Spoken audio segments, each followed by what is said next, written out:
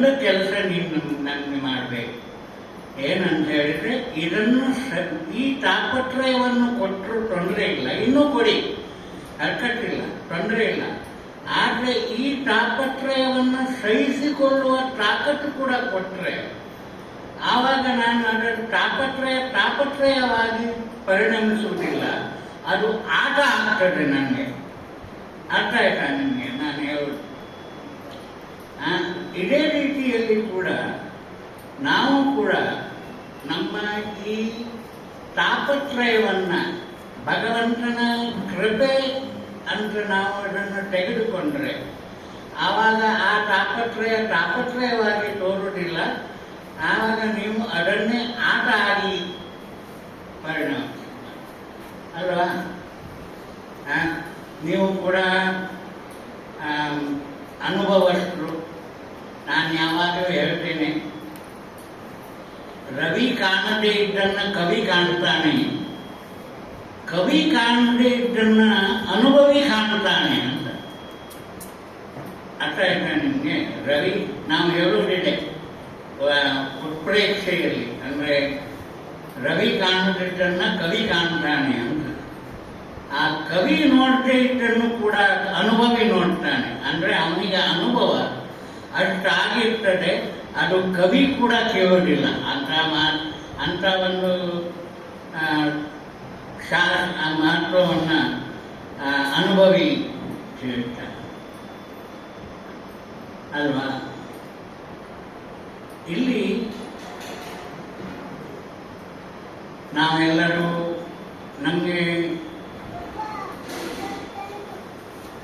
ನಾವು ಚಿಂತೆಯಿಂದ ಮುಕ್ತರಾಗಬೇಕು ಅಂತ ನಮಗೆಲ್ಲ ಪ್ರಯತ್ನ ಮಾಡ್ತಾ ಇದ್ದೇವೆ ನಾವು ಎಲ್ಲ ಅಲ್ವಾ? ಯಾವಾಗಲೂ ಡಾಕ್ಟರು ಕೂಡ ಹೇಳ್ತಾರೆ, ಚಿಂತೆ ಯಾಕೆ ಮಾಡುತ್ತಿದ್ದಿ, ಚಿನ್ಮಯನಿದ್ದಾನೆ ಅಂತ ಅಲ್ವಾ? ಅಂದರೆ ನಿಜವಾಗಿ ಹೇಳುವುದಾದರೆ ಸಂಸ್ಕೃತದಲ್ಲಿ ನೀವು ಚಿಂತೆ ಮತ್ತು ಚೀತೆ ಅದಕ್ಕೆ ಒಂದು ಬಿಂದು ವ್ಯತ್ಯಾಸ. ಸಂಸ್ಕೃತದಲ್ಲಿ ಬರೀಬೇಕಾದ್ರೆ ನೀವು ಒಂದು ಬಿಂದು ಮಾತ್ರ, ಚಿಂತೆ ಮತ್ತು ಚೀತೆ. ಚಿಂತೆ ಜೀವಂತ ಮನಸ್ಸನ್ನು ಸುಡುತ್ತದೆ, ಆದರೆ ಚಿತೆ ಸತ್ತ ಮನಸ್ಸನ್ನು ಮಾತ್ರ ಸುಡುತ್ತದೆ, ಮೃತ ಶರೀರವನ್ನು ಸುಡುತ್ತದೆ. ಆದರೆ ಚಿತೆ ಒಳ್ಳೆಯದು, ಆದರೆ ಚಿಂತೆಗಿಂತ ಚಿಂತೆ ಜೀವಂತ ಮನಸ್ಸನ್ನೇ ಸುಡುತ್ತದೆ ಅಲ್ವಾ? ಇದೆಲ್ಲ ನಿಮ್ಗೆ ಅನುಭವ ಇದೆ. ಏನಿದ್ರು ಈ ತಾಪತ್ರಯ, ಈ ಚಿಂತೆ ಬೇಡ. ಅದಕ್ಕೆ ಸಂತರು ಹೇಳ್ತಾರೆ, ಅಂದರೆ ಡಿವೋಟೀಸ್ ಹೇಳ್ತಾರೆ, ಚಿಂತಾ ಕರೆ ಮಿಲೆ ಬೀಮಾರಿ. ಚಿಂತೆಯಿಂದ ಏನು ಬರ್ತದೆ? ರೋಗ ರುಜಿನಗಳು ಬರ್ತಾರೆ. ಚಿಂತಾ ಕರೆ ಮಿಲೆ ಬೀಮಾರಿ, ಚಿಂತನ ಕರೆ ಮಿಲೆ ಬಾಕೆ ಬಿಹಾರಿ. ಅಂದರೆ ನೀವು ಚಿಂತನೆ ಮಾಡಿದರೆ, ಭಗವಂತನ ಚಿಂತನೆ ಮಾಡಿದರೆ ನಿಮಗೆ ಬಾಕೆ ಬಿಹಾರಿ ಅಂದರೆ ದೇವರ ಕೃಪೆ ನಿಮಗೆ ಸಿಗ್ತದೆ. ಅಂದರೆ ಚಾಯ್ಸ್ ನಿಮ್ಮದು, ಗೊತ್ತಾಯ್ತಾ? ನಿಮಗೆ ಚಿಂತೆ ಬೇಕೋ ಚಿಂತನೆ ಬೇಕಾ? ಚಿಂತನೆ ಬೇಕು. ಚಿಂತನೆ ಮಾಡಿದರೆ ನೀವು ಆನಂದದಿಂದ ಇರ್ತೀರ. ಅಂದರೆ ಯಾವಾಗಲೂ ಹರಿನಾಮ ಕೀರ್ತನೆ ಮತ್ತು ಭಗವತ್ ಕೀರ್ತನೆ ನಾವು ಚಿಂತನೆ ಮಾಡಿದವರ ಒಂದು ನೋಡಿದವಾಗ ನಿಮಗೆ ನಮ್ಮ ಪ್ರಭುಪಾದರು ನಮಗೆ ಒಂದು ವೇಷಭೂಷ ಕೊಟ್ಟಿದ್ದಾರೆ. ಇದು ಯಾಕಂದರೆ ಈ ಕಂಠಿಮಾಲ, ಜಪಮಾಲ ಮತ್ತು ಪುಟ್ಟ ಧೋತಿ ಇದನ್ನೆಲ್ಲ ಹಾಕ್ಕೊಂಡು ನೀವು ಮಾರ್ಕೆಟಿಗೆ ಹೋದರೆ ಎಲ್ಲರೂ ನಿಮ್ಮನ್ನೇ ನೋಡ್ತಾರೆ ಅಲ್ವಾ? ಇವರು ಯಾರು ಬೇರೆ ಲೋಕದಿಂದ ಬಂದಿರುವುದಿಲ್ಲ ಅಂತ. ನಾವು ಈ ಸೀಕೆಯನ್ನೆಲ್ಲ ಇಟ್ಟು ಇವ್ರು ಯಾರು ಎಲ್ಲಿಂದ ಬಂದವರು ಅಂದರೆ ಎಲ್ಲರೂ ನಮ್ಮನ್ನೇ ನೋಡ್ತಾರೆ ಅಲ್ವಾ. ಇದು ನಿಮ್ಗೆ ಅನುಭವ ಇರ್ಬೋದು. ಇಲ್ಲ, ನೀವು ಯಾರಾದರೂ ಮಾರ್ಕೆಟಿಗೆ ಹೋದರೆ ಎಲ್ಲರೂ ನಿಮ್ಮನ್ನು ನೋಡ್ತಾರೆ. ನಿಮಗೆ ಎಲ್ಲರನ್ನು ನೋಡ್ಲಿಕ್ಕೆ ಆಗುವುದಿಲ್ಲ ಅಲ್ವಾ. You can see everybody but you cannot see everybody. ಆವಾಗ ಪ್ರಭುಪಾದರು ನಮ್ಗೆ ಹೇಳ್ತಿದ್ರು, we have to be exemplary, we have to be alert in the market. ನಾವು ಜಾಗರೂಕರಾಗಿದ್ದರೆ ನಾವು ಎಲ್ಲರಿಗೆ ಮತ್ತೆ ಉದಾಹರಣೆ ಏನು ಹೇಳ್ತೀರ, ಎಕ್ಸಾಂಪ್ಲರಿ ಕನ್ನಡದಲ್ಲಿ ಏನು ಹೇಳ್ತಾರೆ, ಎಕ್ಸಾಂಪ್ಲರಿ. ಉದಾಹರಣೆ ರೂಪದಲ್ಲಿ ನಿಮಗೆ ಶಬ್ದ ಅರ್ಥ ಆಯಿತು ಸರ್. ನನಗೆ ಆ್ಯಕ್ಚುಲಿ ಸರಿಯಾದ ಕನ್ನಡ ಬರುವುದಿಲ್ಲ. ನಾನು ಕರ್ನಾಟಕ ಬಂದ ನಂತರ ಕನ್ನಡದಲ್ಲಿ ಮಾತಾಡ್ತೇನೆ. ಇಲ್ಲೇ ಇದ್ದರೆ ಇಂಗ್ಲೀಷ್, ಹಿಂದಿ ಮತ್ತು ಅನ್ಯ ಭಾಷೆಯಲ್ಲಿ ಮಾತಾಡ್ತೇನೆ. ಆದರೆ ಕನ್ನಡ ಮಾತಾಡುವಾಗ ನನಗೆ ನಮ್ಮ ಮನೆ ಅಂತ ಗೊತ್ತಾಗ್ತದೆ. ನಾವು ಈ ಮಕ್ಕಳು ತೊಟ್ಲು ಮಾತಾಡಿದ್ರು ಕೂಡ ಅಮ್ಮನಿಗೆ ಆ ತೊಟ್ಲು ಮಾತು ಭಾಳ ಸ್ವೀಟಾಗಿ ತೋರ್ತದೆ ಅಲ್ವಾ. ಅದೇ ರೀತಿ ನನ್ನ ಕನ್ನಡ ಎಲ್ಲಿ ಆದರೆ ಹೆಚ್ಚು ಕಡಿಮೆ ಆದರೆ ನೀವು ಸುಧಾರಿಸ್ಕೊಳ್ಳಿ. ಯಾಕಂದರೆ ನನ್ನ ಕನ್ನಡ ಅಷ್ಟೊಂದು ಸ್ಪಷ್ಟ ಕನ್ನಡ ಅಲ್ಲ. ನಾನು ಹೇಳುವ ಮಾತಿನ ಭಾವಾರ್ಥ ನಿಮಗೆ ಗೊತ್ತಾದರೆ ಅದೇ ಭಾಳ ದೊಡ್ಡದು. ಆದರೆ ಭಗವಂತ ಯಾವಾಗಲೂ ಏನು ಮಾಡ್ತಾನೆ ಅಂತ ಹೇಳಿದರೆ,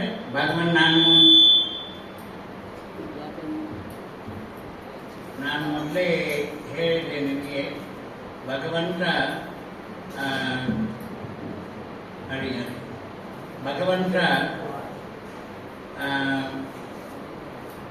ಸೇವೆಯನ್ನು ಕೊಡಲಿಕ್ಕೆ ಆಲೋಚನೆ ಮಾಡ್ತಾನೆ. ಯಾಕಂದರೆ ಭಗವಂತ ಸೇವೆ ಕೊಟ್ಟರೆ ಭಕ್ತರ ಅಧೀನದಲ್ಲಿ ಬರ್ತಾನೆ ಅವನು. ಆದ್ದರಿಂದ ಸೇವೆ ಕೊಡಲಿಕ್ಕೆ ಆಗುತ್ತೆ. ಅಂದರೆ ಭಗವಂತನನ್ನ ಪ್ರೀತಿಯಿಂದ ನೀವು ನೋಡಿದರೆ ಭಗವಂತ ನಿಮ್ಮ ಪ್ರೀತಿಗೆ ಮೆಚ್ಚಿ ಅವನು ಭಕ್ತರ ಅಧೀನಕ್ಕಾಗಿ ಬರ್ತಾನೆ. ನೀವು ಹೇಳಿದಾಗೆ ಕೃಷ್ಣ ಕೇಳ್ತಾನೆ. ಗೊತ್ತಾಯ್ತಾ? ಇವಾಗ ನೋಡಿ, ಜಗತ್ತನ್ನು ಸೃಷ್ಟಿಸಿದ ಆ ಜಗನ್ನಾಥ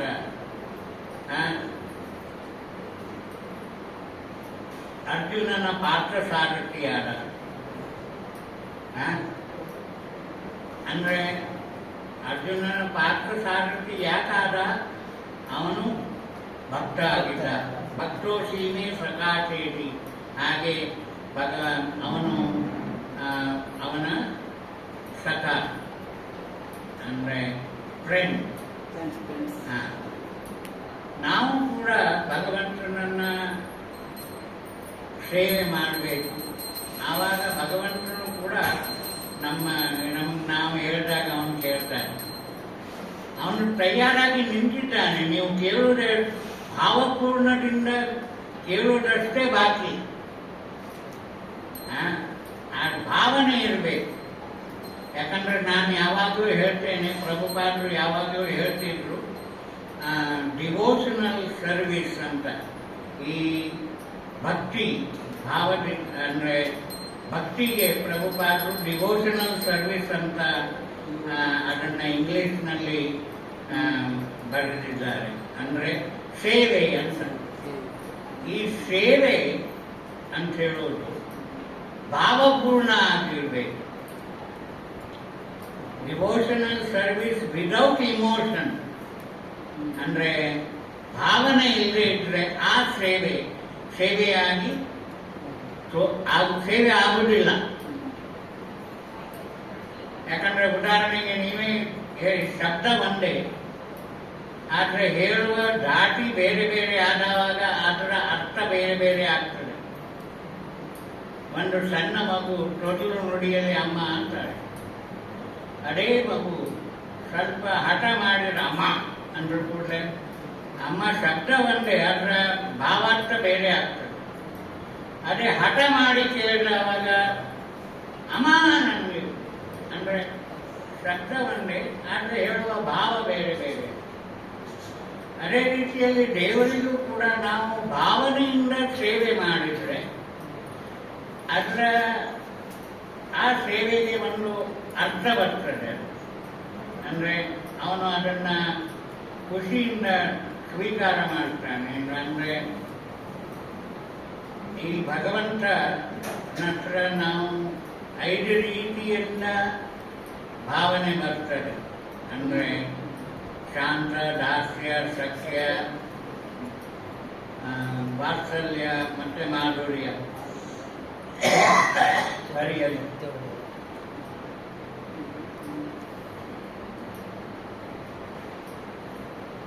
5 ರೀತಿಯಿಂದ ನಾವು ಭಾವನೆಯನ್ನು ಕೃಷ್ಣನ ಹತ್ರ ತೋಡ್ಕೊಳ್ಬೋದು. ಅದೇ ರೀತಿಯಲ್ಲಿ ಕೃಷ್ಣ ಪ್ರಬಲ ಒಂದು ಮಾತು ಹೇಳ್ತಾರೆ, प्रबल प्रेम के पाले पड़कर प्रभु ने अपने नियम बदलते देखा, अपने मान भले टल जाए भक्तों के मान न टलते देखा. ಅಂದ್ರೆ ಅರ್ಥ, ಪ್ರಭು ತನ್ನ ನಿಯಮವನ್ನ ಭಕ್ತರಿಗೋಸ್ಕರ ಬದಲಾಯಿಸ್ತಾನೆ. ಹೇಗೆ ನಾನು ಉದಾಹರಣೆ ಕೊಟ್ಟೆ, ಅರ್ಜುನ ಮತ್ತೆ ಕೃಷ್ಣ ಪಾರ್ಥಸಾರಥಿ ಆದ ಅದೇ ರೀತಿ ಯಶೋದಾಯಿ ಕೂಡ ಕೃಷ್ಣನ ಉಪದ್ರವ ಸಹನೆ ಮಾಡಲಿಕ್ಕೆ ಆಗದೆ ಅವನನ್ನು ಕಟ್ಟಲಿಕ್ಕೆ ಪ್ರಯತ್ನ ಮಾಡ್ತಾಳೆ. ಈ ಕಾರ್ತಿಕ ಮಾಸದಲ್ಲಿ ದಾಮೋದರ ಅವನ ಲೀಲೆ. ಅವನು ಎಷ್ಟು ಕಟ್ಟಿದ್ರು ಕೂಡ, ಎಷ್ಟು ಹಗ್ಗ ಹಾಕಿದ್ರು ಕೂಡ 2 ಬೆರಳು ಕಡಿಮೆ ಆಗ್ತದೆ. ಅಂದರೆ ಆದರೆ ಹಠದಿಂದ ಎಲ್ಲೆಲ್ಲೆಲ್ಲರೂ ಹಗ್ಗ ತಂದು ಜಾಯಿಂಟ್ ಮಾಡಿ ಕಟ್ಲಿಕ್ಕೆ ಬರ್ತದೆ 2 ಸ್ಟಾರ್ಟ್. ಆವಾಗ ಯಶೋದೆ ಕೃಷ್ಣನ ಹತ್ರ ಬೇಡ್ತಾಳೆ, ಕೃಷ್ಣ ನನ್ನ ಹತ್ರ ಕಟ್ಸ್ಕೊಳ್ಳಪ್ಪ, ನನ್ನ ಬೇರೆ ಕೆಲಸ ಇದೆ, ನನ್ನ ಹತ್ರ ಕಟ್ಸ್ಕೊಳ್ಳು ಅಂತ ಪ್ರಾರ್ಥನೆ ಮಾಡಿದ. ಆವಾಗ ಕೃಷ್ಣ ಅವರಿಗೆ ಆ ಭಾವನೆಯನ್ನು ಕರುಣಿಸ್ತಾರೆ. ಅವನ ಈ ಕರುಣೆಯ ಮೇಲೆಗೆ, ದಯ ಮೇಲೆಗೆ ಆ ಯಶೋದೆ ಅವನನ್ನು ಕೃಷ್ಣನನ್ನು ಕಟ್ತಾರೆ. ಅಂದರೆ ಇಲ್ಲಿ ನಾವು 2 ರೀತಿ ಅರ್ಥ ಮಾಡಿಕೊಳ್ಬೋದು. ನಮ್ಮ ಸತತ ಪ್ರಯತ್ನ ಮತ್ತೆ ಕೃಷ್ಣನ ದಯೆ 2 ಇದ್ದಾವಾಗ ಏನೊಂದು ಕಾರ್ಯವು, ಪ್ರತಿಯೊಂದು ಕಾರ್ಯವು ಜಯ ಆಗ್ತದೆ. ಅದೇ ರೀತಿಯಲ್ಲಿ ಇನ್ನೊಂದು ಉದಾಹರಣೆ ನಾನು ನಿಮ್ಗೆ ಕೊಡ್ತೇನೆ. ನೀವೆಲ್ಲ ಕೇಳಿದ್ದೇ ಉದಾಹರಣೆ. ನಾನು ಖಾಲಿ ಇವತ್ತು ನಿಮ್ಮನ್ನು ಎಬ್ಬಿಸ್ಲಿಕ್ಕೆ ಬಂದಿದ್ದೇನೆ. ಯಾಕಂದರೆ ಎಲ್ಲ ನಿಮಗೆ ಗೊತ್ತಿದ್ದ ವಿಷಯವೇ, ಆದರೆ ನಾವು ಮರೆತು ಹೋಗಿದೆ ನಮಗೆ. ಯಾಕಂದರೆ ಈ ಗೋಪಿಯವರೆಲ್ಲ ಕೃಷ್ಣನ ಹತ್ರ ಬಂದು ಕೃಷ್ಣನ ತೊಂದರೆ ಕೊಡುವ ಕೃಷ್ಣ, ತುಂಟ ಕೃಷ್ಣನನ್ನು ಬಹಳ ಮೆಚ್ಚುತ್ತಾರೆ ಕೃಷ್ಣನನ್ನು ಗೋಪಿಯವರು. ಆದರೆ ಅವರು ಬಂದು ಯಶೋದೆಗೆ ಕಂಪ್ಲೇಂಟ್ ಮಾಡ್ತಾರೆ, ನಿಮ್ಮ ಕೃಷ್ಣ ನಮ್ಮ ಮನೆಯಲ್ಲಿ ಬಂದು ಬೆಣ್ಣೆ ಕಟ್ತಾನೆ, ಅವನು ತಿಂದರೂ ತೊಂದರೆ ಇಲ್ಲ, ಅವನು ಸ್ನೇಹಿತರಿಗೂ ಕೊಡ್ತಾನೆ, ಹಾಗೆ ಅವನು ಕೊಟ್ಟರು ತನ್ನ ಸ್ನೇಹಿತರು ತಿಂದರೂ ತೊಂದರೆ ಇಲ್ಲ, ಅವನು ಮಂಗಗಳಿಗೂ ತಿನ್ನಿಸ್ತಾನೆ. ಅಂದರೆ ಇಷ್ಟು ಉಪದ್ರವ ಕೊಡ್ತಾನೆ ನಿಮ್ಮ ಕೃಷ್ಣ. ಅವನಂದ್ರೆ ಅವನಿಗೆ ಏನಾದರೂ ಶಿಕ್ಷೆ ಕೊಡಿ ನೀವು ಹೇಳಿ. ಆವಾಗ ಯಶೋದೆ ಕೃಷ್ಣನಿಗೆ ಕೇಳ್ತಾಳೆ, ಕೃಷ್ಣ ನೀನು ಬೆಣ್ಣೆ ಕಟ್ಟಿದ್ಯಾ ಇವರು ಗೋಪಿ ಮನೆಗೆ ಹೋಗಿ? ಅವನು ಹೇಳ್ತಾನೆ, ಅಮ್ಮ ನಾನು ಬೆಣ್ಣೆ ಕದ್ದಿಲ್ಲ ಅಂತ. ಅವ್ರು ನೀವು ಪದ ಕೇಳಿರ್ಬೋದು, ಮೈ ನಹಿ ಮಾಕನ್ ಖಾಯು, ಅಮ್ಮ ನಾನು ಬೆಣ್ಣೆ ಕದ್ದಿಲ್ಲ ಅಂತ. ಹೇಳ್ತಾನೆ. ಆದರೆ 3-4 ಸಲ ಯಶೋದೆ ಕೇಳಿದ ನಂತರ ಅಮ್ಮ ನಾನೇ ಬೆಣ್ಣೆ ಕಟ್ಟಿದ್ಲು ಅಂತ ಅಲ್ವಾ, ಮೈನೆ ಹೀ ಮಾಕನ್ ಖಾಯ, ನಾನೇ ಬೆಣ್ಣೆ ಕಟ್ಟಿದ್ದು. ಇದರಲ್ಲಿ ಏನು ಈ ವಾತ್ಸಲ್ಯ ಮತ್ತೆ ಭಾವ ಬಂದ್ರ ಕೂಡಲೇ ಆ ಸೇವೆ ಬೇರೆ ರೀತಿಯಲ್ಲಿ ಆಗ್ತದೆ ಅಲ್ವಾ. ಅದರಿಂದ ನಾವು ಯಾವಾಗಲೂ ದೇವರನ್ನ ಪ್ರೀತಿಯಿಂದ ಇಮೋಷನ್ನಿಂದ, ಅಂದರೆ ಏನು ಹೇಳ್ತಾರೆ ಇಮೋಷನ್, ಭಾವಪೂರ್ಣತೆಯಿಂದ ನಾವು ಅವನನ್ನು ಸೇವೆ ಮಾಡಿದರೆ ಅವನು ಆ ಸೇವೆಯನ್ನು ಒಳ್ಳೆಯ ರೀತಿಯಿಂದ ಸ್ವೀಕಾರ ಮಾಡಿ ನಮಗೆ ಅವನು ಆನಂದ ಪಡ್ತಾನೆ, ನಮ್ಮನ್ನು ಕೂಡ ಆನಂದದಿಂದ ಇರುವ ಹಾಗೆ ಮಾಡ್ತಾನೆ.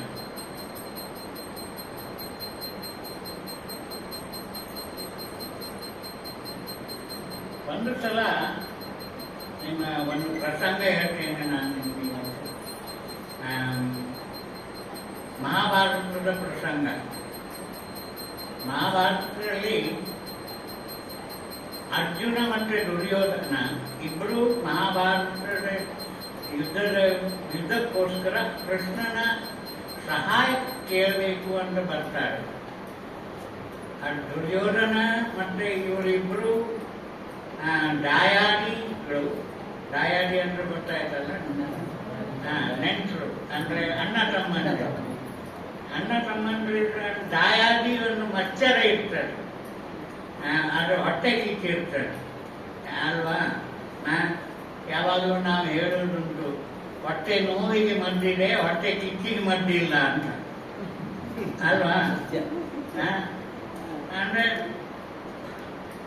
ನಿಮಗೆಲ್ಲ ನಾನು ಹೇಳು ಜ್ಞಾನ ಕೊಡಲಿಲ್ಲ, ಖಾಲಿ ನನ್ನ ಅನುಭವವನ್ನು ಹೇಳ್ತಾ ಇದ್ದೆ.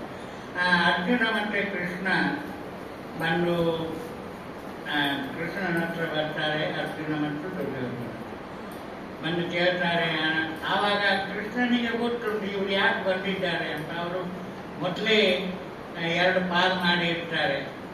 ಒಂದು ನನ್ನ ನಾರಾಯಣಿ ಸೇನೆ, ಮತ್ತೊಂದು ನಾನು ಶಸ್ತ್ರವನ್ನು ಕೂಡ ಎತ್ತುವುದಿಲ್ಲ ಅಂತ.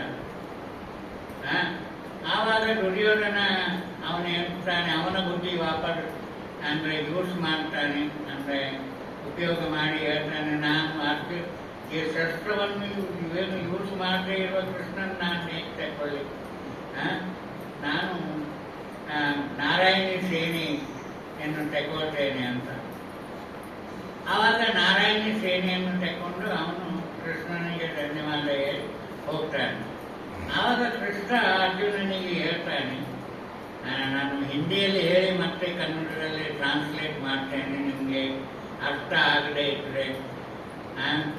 ಆವಾಗ ಕೃಷ್ಣ ತಡೆಯೋದನೆ ಅರ್ಜುನನಿಗೆ ಹೇಳ್ತಾನೆ, ಹಾಗೆ ನಿಶ್ಚಿತ ಹೇಳ್ತೀರಿ ಅಂದರೆ ನಿಮ್ಮ ಸೋಲು ಗ್ಯಾರಂಟಿ, ಹಾಗೆ ನಿಶ್ಚಿತ ಹೇಳ್ತೀರಿ.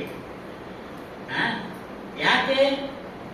ಅದರಿಂದ ಏನಾಗ್ತದೆ, ಹರ್ದಮ್ ರಹೇಗ ಉದಾಸ್, ನೀನು ಯಾವಾಗಲೂ ದುಃಖದಲ್ಲೇ ಇರ್ತೀಯ. ಯಾಕಂದ್ರೆ ದುರ್ಯೋಧನ ಬಂದು ಬೆಣ್ಣೆ ತಕೊಂಡು ಹೋದ, ಅಂದ್ರೆ ನಾರಾಯಣಿ ಸೇನೆಯನ್ನ ತೆಗೆದುಕೊಂಡು ಹೋದ. ಮಾತಂತೂ ದುರ್ಯೋಧನ ಲೇಕೆ ಗಯ, ಸಿರಿಫ್ ಛಾಸ್ ಬಚ್ಚಿ ಹೇಳ್ತಾ ಇರಪ್ಪ, ಅಂದ್ರೆ ನನ್ನ ಹತ್ರ ಇವಾಗ ಬರೀ ಮಜ್ಜಿಗೆ ಮಾತ್ರ ಇದೆ. ಬೆಣ್ಣೆ ಅವನು ತಗೊಂಡು ಹೋದ, ನನ್ನ ಹತ್ರ ಮಜ್ಜಿಗೆ ಮಾತ್ರ ಇದೆ. ಆವಾಗ ಈ ರೀತಿ ಕೃಷ್ಣ ಅರ್ಜುನನಿಗೆ ಚುಡಾಯಿಸ್ತಾನೆ, ಅಂದ್ರೆ ಅವನಿಗೆ ಸ್ವಲ್ಪ ಹೊಟ್ಟೆ ಕಿಚ್ಚು ಬರಲಿ ಅಂತ. ಆವಾಗ ಕೃಷ್ಣ ಅರ್ಜುನ ಏನು ಹೇಳ್ತಾನೆ ಕೃಷ್ಣನಿಗೆ, ಜೀತ್ ನಿಶ್ಚಿತ ಹೇ ಮೇರಿ, ನನ್ನ ಅಂದ್ರೆ ಜಯ ನನಗೆ स्वाभाविक निश्चय याके जीत निश्चित है मेरी दास कभी नहीं होगा उदास ಭಗವಂತನ ಭಕ್ತ ಯಾವಾಗಲೂ ಉದಾಸ ಅಂದರೆ ನಿರಾಶೆಯಲ್ಲಿ ಇರುವುದಿಲ್ಲ. ಅವನು ಯಾವಾಗಲೂ ಆನಂದದಿಂದಲೇ ಇರ್ತಾನೆ. ಗೊತ್ತಾಯ್ತಾ? जीत निश्चित है मेरी दास कभी नहीं होगा उदास माखन लेके मैं क्या करूं ಬೆಣ್ಣೆ ತಗೊಂಡು ನಾನು ಏನ್ ಮಾಡ್ಲಿ ಮಾಖನ್ ಚೋರ್ ಹೇ ಮೇರ ಪಾಸ್ ಅಂದ್ರೆ ಬೆಣ್ಣೆ ಕಟ್ಟ ಕಳ್ಳ ಕೃಷ್ಣ ನನ್ನ ಹತ್ರ ಇರುವಾಗ ನಾನು ಬೆಣ್ಣೆ ಹಿಡ್ಕೊಂಡು ಏನ್ ಮಾಡ್ಲಿ ಅಂತ. ಆದ್ರಿಂದ ಎಲ್ಲಿ ಕೃಷ್ಣ ಇದ್ದಾನೋ ಅಲ್ಲಿ ಜಯ ಇದ್ದೇ ಇದೆ. ಈ ರೀತಿಯಲ್ಲಿ ಮಹಾಭಾರತದ ಒಂದು ಇದೆಲ್ಲ ನಾನು ನಿಮಗೆ ಯಾಕೆ ಹೇಳ್ತೇನೆ, ನಿಮಗೆಲ್ಲ ಗೊತ್ತಿದ್ದೇ ವಿಷಯ. ಯಾಕಂದ್ರೆ ನಾವು ಒಂದೊಂದ್ಸಲ ಗೊತ್ತಿದ್ದು ಗೊತ್ತಿಲ್ಲದೆ ಇದ್ದ ಹಾಗೆ ಆಕ್ಟಿಂಗ್ ಮಾಡ್ತೀವಿ, ಹಾಗೆಲ್ಲ ಮರೆತು ಹೋಗಿರ್ತಾರೆ.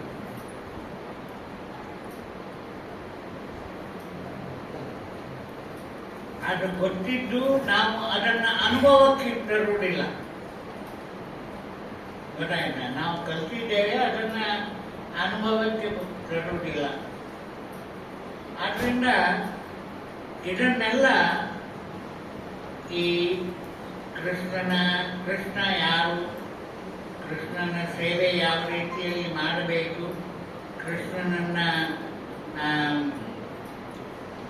ಹೇಗೆ ನಾವು ದಾಸರು ಕೂಡ ಹೇಳ್ತಾರೆ, ಹೇಗೆ ಮೆಚ್ಚಿಸಲಿ ಹೇಗೆ ಅರ್ಚಿಸಲಿ ಕೃಷ್ಣ ಅಂತ. ಹೇಗೆ ನಾನು ನಿನ್ನನ್ನು ಪೂಜೆ ಮಾಡುವುದು, ಹೇಗೆ ನಾನು ನಿನ್ನನ್ನು ಸ್ತುತಿಸುವುದು. ನಾವೆಲ್ಲ ನಮ್ಮ ಯೋಗ್ಯತೆ ಏನಿಲ್ಲ ನಿಮ್ಮನ್ನು ಸ್ತುತಿ ಮಾಡಲಿಕ್ಕೆ ಅಲ್ವಾ. ಈ ಚೈತನ್ಯ ನಾವು ಬೆಳಗ್ಗೆ ಎದ್ದು ಶಿಷ್ಟಾಷ್ಟಕವನ್ನು ಓದ್ತೇವೆ. ಶಿಷ್ಟಾಷ್ಟಕದಲ್ಲಿ ನಮ್ಮ ಯೋಗ್ಯತೆ ಏನು ಅಂತ ಅದರಲ್ಲಿ ಎಲ್ಲ ಬರೆದಿದ್ದಾರೆ. ಎಲ್ಲ ಈ 8 ಶ್ಲೋಕಗಳು ಇಡೀ ವೇದ ಶಾಸ್ತ್ರ ಪುರಾಣ ಭಾಗವತದ ಎಲ್ಲ ಶಾಸ್ತ್ರಗಳ ಸಾರ ಈ 8 ಶ್ಲೋಕಗಳು. ಅದನ್ನು ಸರಿಯಾಗಿ ಅರ್ಥ ಮಾಡಿಕೊಂಡು ನಾವು ಅದನ್ನು ನಮ್ಮ ಜೀವನದಲ್ಲಿ ಅಳವಡಿಸಿಕೊಂಡ್ರೆ ಅದಕ್ಕಿಂತ ನಮಗೆ ಈ ಲೋಕವೇ ವೈಕುಂಠ ಆಗಿ ತೋರ್ತಾರೆ. ಗೊತ್ತಾಯ್ತು? ನಾವು ದೇವರ ಹತ್ರ ಯಾವಾಗಲೂ ಕಂಪ್ಲೇಂಟ್ ಮಾಡ್ತಾ ಇರ್ತೇವೆ. ಈ ಕಂಪ್ಲೇಂಟ್ ಮಾಡುವ ಬುದ್ಧಿಯನ್ನು ಬಿಟ್ಟು ನಾವು ಅವನಿಗೆ ಧನ್ಯವಾದ ಹೇಳಲಿಕ್ಕೆ ಶುರು ಮಾಡಿದರೆ ಅವನಿಗೆ ಬಹಳ ಖುಷಿ ಆಗ್ತದೆ. ಗೊತ್ತಾಯ್ತಾ? ನಾವು ಯಾವುದು ಇನ್ನೊಂದು ದೋಷ ನಮ್ಮಲ್ಲಿ ಇದೆ, ನಾವು ಎಲ್ಲ ಅನುಮಾನ ಮಾಡ್ತೇವೆ ಅಲ್ವಾ. ಡೌಟ್ ಅಂದರೆ ಈ ಡೌಟ್ ಮಾಡುವ ಒಂದು ಇದನ್ನು ಬಿಟ್ಟು ನಾವು ಅನುಭವವನ್ನು ಸಂಪಾದನೆ ಮಾಡಿದರೆ ತನ್ನಿಂತಾನಾಗಿ ಈ ಅನುಮಾನ ಹೋಗಿಬಿಡ್ತದೆ. ಅನುಮಾನಕ್ಕಿಂತ ಅನುಭವ ನಮಗೆ ಪಾಠ ಜಾಸ್ತಿ. ಯಾಕಂದ್ರೆ ಇಲ್ಲಿ ಯಾಕೆ ನಾನು ನಿಮ್ಗೆ ಹೇಳ್ತೇನೆ ಅಂತ ಹೇಳಿದ್ರೆ, ಕೆಲವೊಂದು ವಿಷಯ ಟ್ರಾನ್ಸ್ಫರ್ ಆಗುವುದಿಲ್ಲ. ನಿಮಗೂ ಕೂಡ ಗೊತ್ತಿದೆ. ಒಂದು ಯಾವ್ದು ಟ್ರಾನ್ಸ್ಫರ್ ಆಗುವುದಿಲ್ಲ ಯಾರಾದ್ರೂ ಹೇಳ್ಬೋದಾ?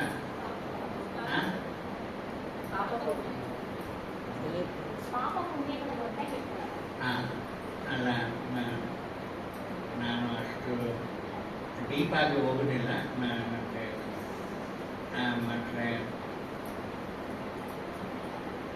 ಒಂದು ಟ್ರಾನ್ಸ್ಫರ್ ಆಗೋದು ಏನಾಗೋದಿಲ್ಲ ಅಂತ ಹೇಳಿದ್ರೆ, ಪ್ರಸಾದ ಪ್ರಸಾದ ನಾನು ತಿಂದರೆ ನನಗೆ ತೃಪ್ತಿ ಸಿಗ್ತದೆ. ಆ ತೃಪ್ತಿಯನ್ನು ನಾನು ಟ್ರಾನ್ಸ್ಫರ್ ಮಾಡ್ಲಿಕ್ಕೆ ಆಗ್ತದ? ನಿಮಗೆ ಆ ತೃಪ್ತಿ ಬೇಕಾದ್ರೆ ನೀವು ಪ್ರಸಾದ ತಗೊಳ್ಬೇಕು. ಅದೇ ಗೊತ್ತಾಯ್ತಾ? ಅದು ಟ್ರಾನ್ಸ್ಫರ್ ಆಗೋದಿಲ್ಲ ಪ್ರಸಾದ. ಅದೇ ರೀತಿಯಲ್ಲಿ ವಿದ್ಯೆ ಕೂಡ ಅದು ನೀವು ಕಲಿತ ಸರ್ಟಿಫಿಕೇಟ್ ನಿಮಗೆ ಅದನ್ನು ಟ್ರಾನ್ಸ್ಫರ್ ಮಾಡಲಿಕ್ಕೆ ಸಾಧ್ಯ ಇಲ್ಲ ಅಲ್ವಾ? ಅದು ಕೂಡ ಟ್ರಾನ್ಸ್ಫರೇಬಲ್ ಅಲ್ಲ. ಅದೇ ರೀತಿಯಲ್ಲಿ ವಿವಾಹ ಅಂದರೆ ಮದುವೆ ನಾನು ಇವತ್ತು ಬಹಳ ಬ್ಯುಸಿ ಇದೆ. ಎಲ್ಲರೊಟ್ಟರು ಕೇಳಿದರೆ ಒಂದೇ ಒಂದು ಹೇಳ್ತಾರೆ, ನಾನು ಬಹಳ ಬ್ಯುಸಿ ಇದ್ದೇನೆ. ಈ ಸಣ್ಣ ಮಕ್ಕಳ ಹೆಸರು ಕೇಳಿದ್ರು ಕೂಡ, ಅಮ್ಮ ನಾನು ಯಾಕೆ ನನ್ಗೆ ಬಹಳ ಟೆನ್ಷನ್ ಆಗಿದೆ.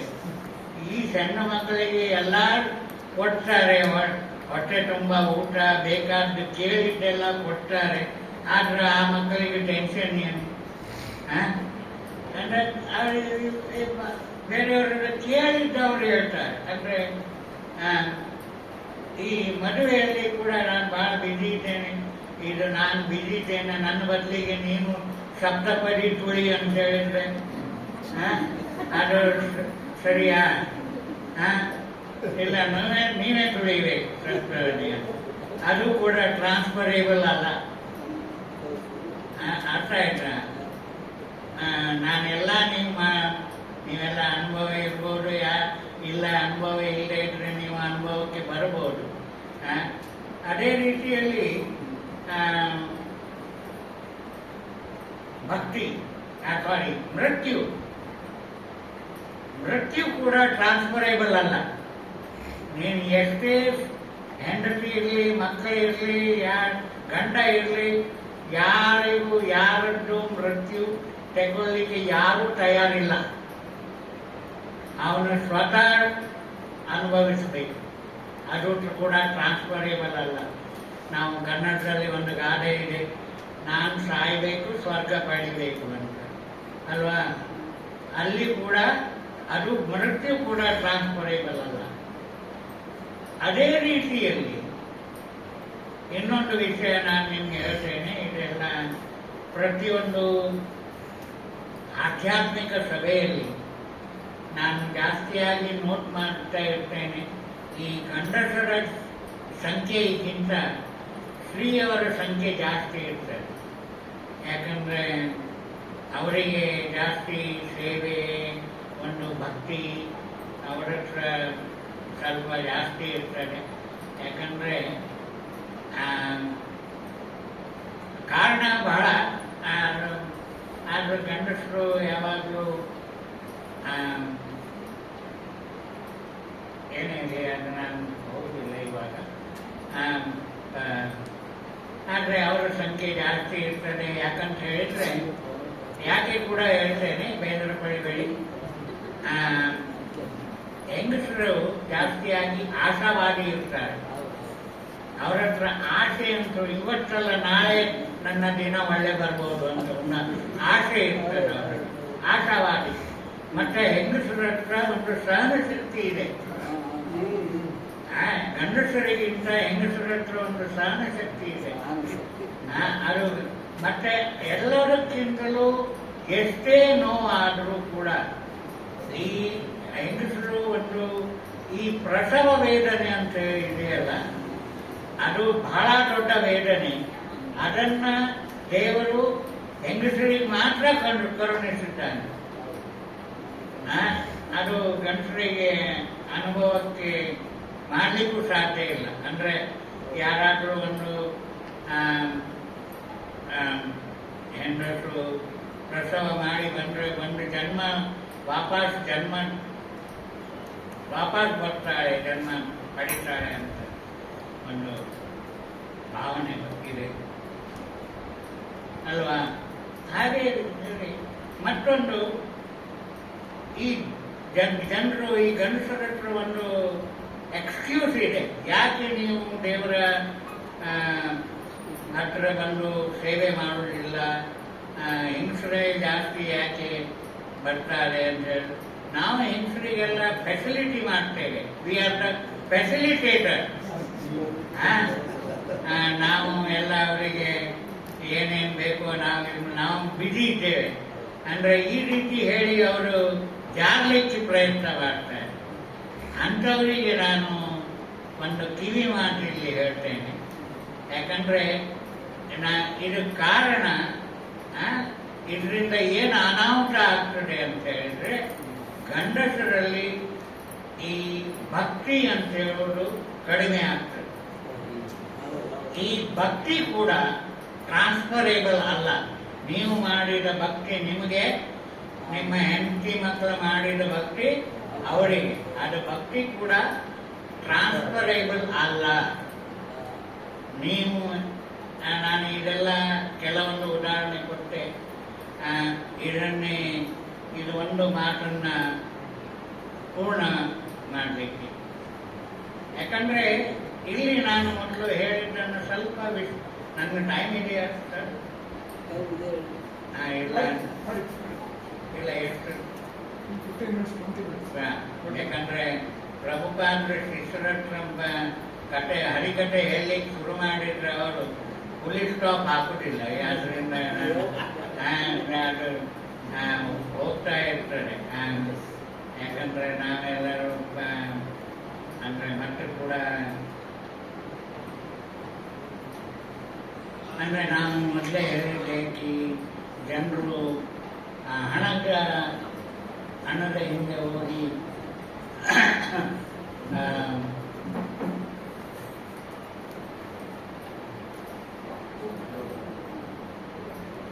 ಜೀವನವನ್ನ ಹಾಳು ಮಾಡಿಕೊಳ್ತಾರೆ ಅಂತ.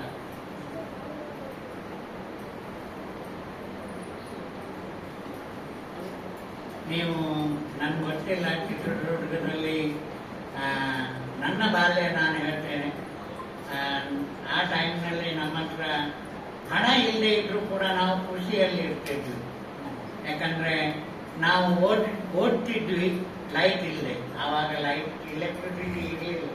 ಇಲ್ಲಿ ಎಷ್ಟು ಜನರಿಗೆ ಎಲೆಕ್ಟ್ರಿಸಿಟಿ ಇಲ್ಲದೆ ಓದಿದ್ದಾರೆ? ಎಲ್ಲ ಎಲೆಕ್ಟ್ರಿಸಿಟಿ ಇಲ್ಲದೆ ಓದಿದ್ದಾರೆ. ನೀವೆಲ್ಲ ಭಾಗ್ಯವಂತರು. ನಾವು ಓದುವಾಗ ಕೆರೋಸಿನ್ ಎಣ್ಣೆಯಲ್ಲಿ ಆ ದೀಪ ಮತ್ತೆ ಲಾಲ್ಟೇನ್ ಅದನ್ನ ಆ ಬತ್ತಿಯಿಂದ ಓದಿದವರು ನಾನು. ಮತ್ತೆ ನಾವು ನಡೀತಾ ಇದ್ವಿ ಚಪ್ಪಲಿಲ್ಲದೆ ಅಲ್ವಾ? ಚಪ್ಪಲಿಲ್ಲದೆ ನಾವು ನಡೀತಾ ಇದ್ವಿ. ಆದರೆ ಈಗ ನಾನು ಕಾಲೇಜ್ನಲ್ಲಿ ಗ್ರ್ಯಾಜುಯೇಷನ್ ಆದ ಸೆಂಡ್ ಆಫ್ನಲ್ಲಿ ನನ್ನ ತಂದೆಯವರು ನನಗೆ ಚಪ್ಪಲ್ ಕೊಟ್ಟರು. ಅಷ್ಟರವರೆಗೆ ಚಪ್ಪಲ್ ಇರಲಿಲ್ಲ ನನ್ನ ಕಾಲಿನಲ್ಲಿ. ಆ ಕಾಲಿನಲ್ಲಿ ಚಪ್ಪಲ್ ಬಂದ ನಂತರ ಈಗ ಅದು ಅಭ್ಯಾಸ ಆಗಿ ಈ ಸಣ್ಣ ಸಣ್ಣ ಕಲ್ಲುಗಳು ಕೂಡ ನನಗೆ ಬಹಳ ತ್ರಾಸ ಕೊಡ್ತದೆ. ಅಂದರೆ ನೋವು ಕೊಡ್ತದೆ ಸಣ್ಣ ಸಣ್ಣ ಕಲ್ಲುಗಳು. ಅದರ ಮೊದಲು ಚಪ್ಪಲ್ ಎಲ್ಲಿ ಇದ್ದವಾಗ ನಾನು ಕಲ್ಲಿನಲ್ಲಿ ಓಡ್ತಾ ಇದ್ದೆ. ಗೊತ್ತಾಯ್ತಾ? ನಾನು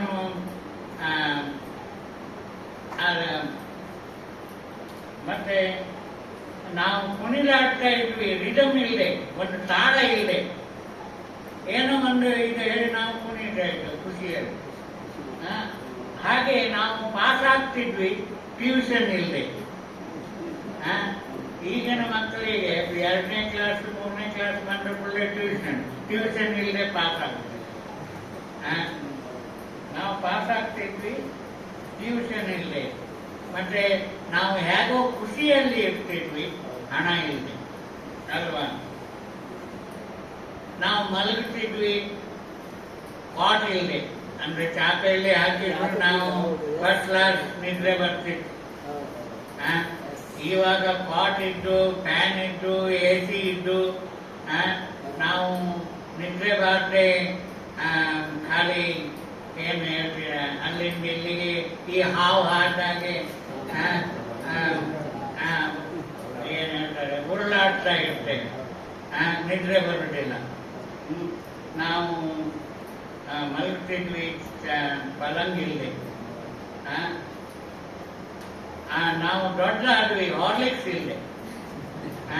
ನಾವು ನಮಗೆ ಹಾರ್ಲಿಕ್ಸ್ ನಾನು ಈಗ ಕೇಳ್ತಾ ಇದ್ದೇನೆ, ಅಡ್ವರ್ಟೈಸ್ ನಾನು ನೋಡಿದ ಹಾರ್ಲಿಕ್ಸ್ ಏನು ಶಕ್ತಿ ಕೊಡ್ತದೆ ಹೇಳಿ ಹೇಳು. ಬೂಸ್ಟ್ ಈಸ್ ಸೀಕ್ರೆಟ್. ಅದೇ ಹಾಗೆ ನಾವು ಹೇಳ್ತಾ ಇದ್ವಿ ಅಲಾರಾಮ್ ಇದೆ. ಯಾಕಂದ್ರೆ ಇವತ್ತಿಗೂ ಕೂಡ ನಿನ್ನೆ ರಾತ್ರಿ ನಾನು 11:30 12ಕ್ಕೆ ನಾನು ಮಲಗಿದೆ. ಆದರೆ ಇವತ್ತು ಬೆಳಿಗ್ಗೆ 5 ಗಂಟೆ ಮಂಗಳಾರತಿ ಆಗಿದೆ. ಯಾಕಂದ್ರೆ ನಮ್ಮ ಅಲಾರಾಮ್ ಇಲ್ಲದೆ ಹೇಳ್ತೇವೆ ನಾವು. ಅಲಾರಾಮ್ ಇರುವುದಿಲ್ಲ. ಅಂದ್ರೆ ನಾವು ಬಟ್ಟೆಗೆ ಇಸ್ತ್ರಿ ಇಲ್ಲದೆ ನಾವು ಬಟ್ಟೆ ಹಾಕಿಕೊಳ್ತಾ ಇದ್ವಿ. ಅಂದ್ರೆ ಹೇಗೋ ನಾವು ಇರ್ತಿದ್ವಿ, ಹಣ ಇಲ್ಲದೆ. ಅಂದ್ರೆ ಖುಷಿಯಲ್ಲಿ ಇರ್ತೇವೆ ಅಲ್ವಾ? ಇದರಿಂದ ಇದೆಲ್ಲ ನಾನು ನಿಮ್ಗೆ ಯಾಕೆ ಹೇಳ್ತೇನೆ ಅಂತ ಹೇಳಿದ್ರೆ, ಹಣ ಇಲ್ಲದೆ ಇದ್ರೂ ಕೂಡ ಮನುಷ್ಯ ಖುಷಿಯಿಂದ ಜೀವನ ನಡೆಸಿಕೊಳ್ಳಬಹುದು ಅಂತ. ಅಂದ್ರೆ ಈ ಸಮಾಧಾನ ಬಹಳ ಮುಖ್ಯ. ಸಮಾಧಾನ ಬೇಕು ಮನುಷ್ಯನಿಗೆ. ಇಲ್ಲ ನಿಮ್ಮ ಹತ್ರ 10 ಗಾಡಿ 10 ಕಾರ್ ಇದೆ, 11ನೇ ಮಾಡೆಲ್ ಒಂದು ಹೆಸರು ಬಂತು, ಅದು ಬಂದಾಗ ತಗೊಳ್ಬೇಕಂತ ಆಸೆ ಶುರು ಆದ್ರೆ ನಿಮ್ಮ 10 ಕಾರು ಕೂಡ ಸ್ಕ್ರ್ಯಾಪ್. ಅದು ಜುಜುಬಿ ಅಲ್ವಾ? ಜುಜುಬಿ ಹೇಳ್ತಾರಲ್ಲ, ಗುಜರಿಗೆ ಆ ರೀತಿ ಪರಿಸ್ಥಿತಿ. ಆದ್ರೆ ಇದನ್ನೆಲ್ಲ ಕಲಿಸೋರು ಯಾರು? ಇದನ್ನೆಲ್ಲ ಈ ಜೀವನದಲ್ಲಿ ಯಾವ ರೀತಿಯಲ್ಲಿ ನಾವು ಇದು ಮಾಡಬೇಕು ಅಂತ ನಮಗೆ ಕಲಿಸುವವರು ನಮ್ಮ ಗುರುಗಳು. ಗುರುಗಳ ಕೃಪೆ ಇಲ್ಲದೆ ಕೃಷ್ಣನ ದಯ ಸಿಗುವುದಿಲ್ಲ. ಅದಕ್ಕೆ ನಾವು ಹೇಳ್ತೇವೆ, ಈ ಗುರುವಿನ ಗುಲಾಮನಾಗುವ ತನಕ ದೊರೆಯದನ್ನ ಮುಕ್ತಿ ಶಾಸ್ತ್ರ ಹೇಳ್ತಾರೆ ಅಲ್ವಾ? ಪರಿ ಶಾಸ್ತ್ರಗಳ ಓದಿದರೇನು ವ್ಯರ್ಥವಾಯಿತು. ಅಂದ್ರೆ ಗುರುವಿನ ಗುಲಾಮ ಆಗಬೇಕು. ಗುರು ನಮಗೆ ಕಲಿಸ್ತಾರೆ ಯಾವ ರೀತಿಯಲ್ಲಿ ಕೃಷ್ಣ ಯಾರು, ಕೃಷ್ಣನ ಸೇವೆಯನ್ನು ಯಾವ ರೀತಿಯಲ್ಲಿ ಮಾಡಬೇಕು, ಕೃಷ್ಣ ನನ್ನ ಹೇಗೆ ಹೊಗಳಬೇಕು, ಹೇಗೆ ನಾವು ಭಜನೆ ಕೀರ್ತನೆ ಮಾಡಬೇಕು ಅಂತ ಇದು ಗುರುಗಳು ನಮಗೆ ತಿಳಿಸ್ತಾರೆ. ಗುರುಗಳು ಉದಾಹರಣೆಗೆ ನಾನು ಒಂದು ಸಂದರ್ಭ ಹೇಳ್ತೇನೆ ನಿಮಗೆ.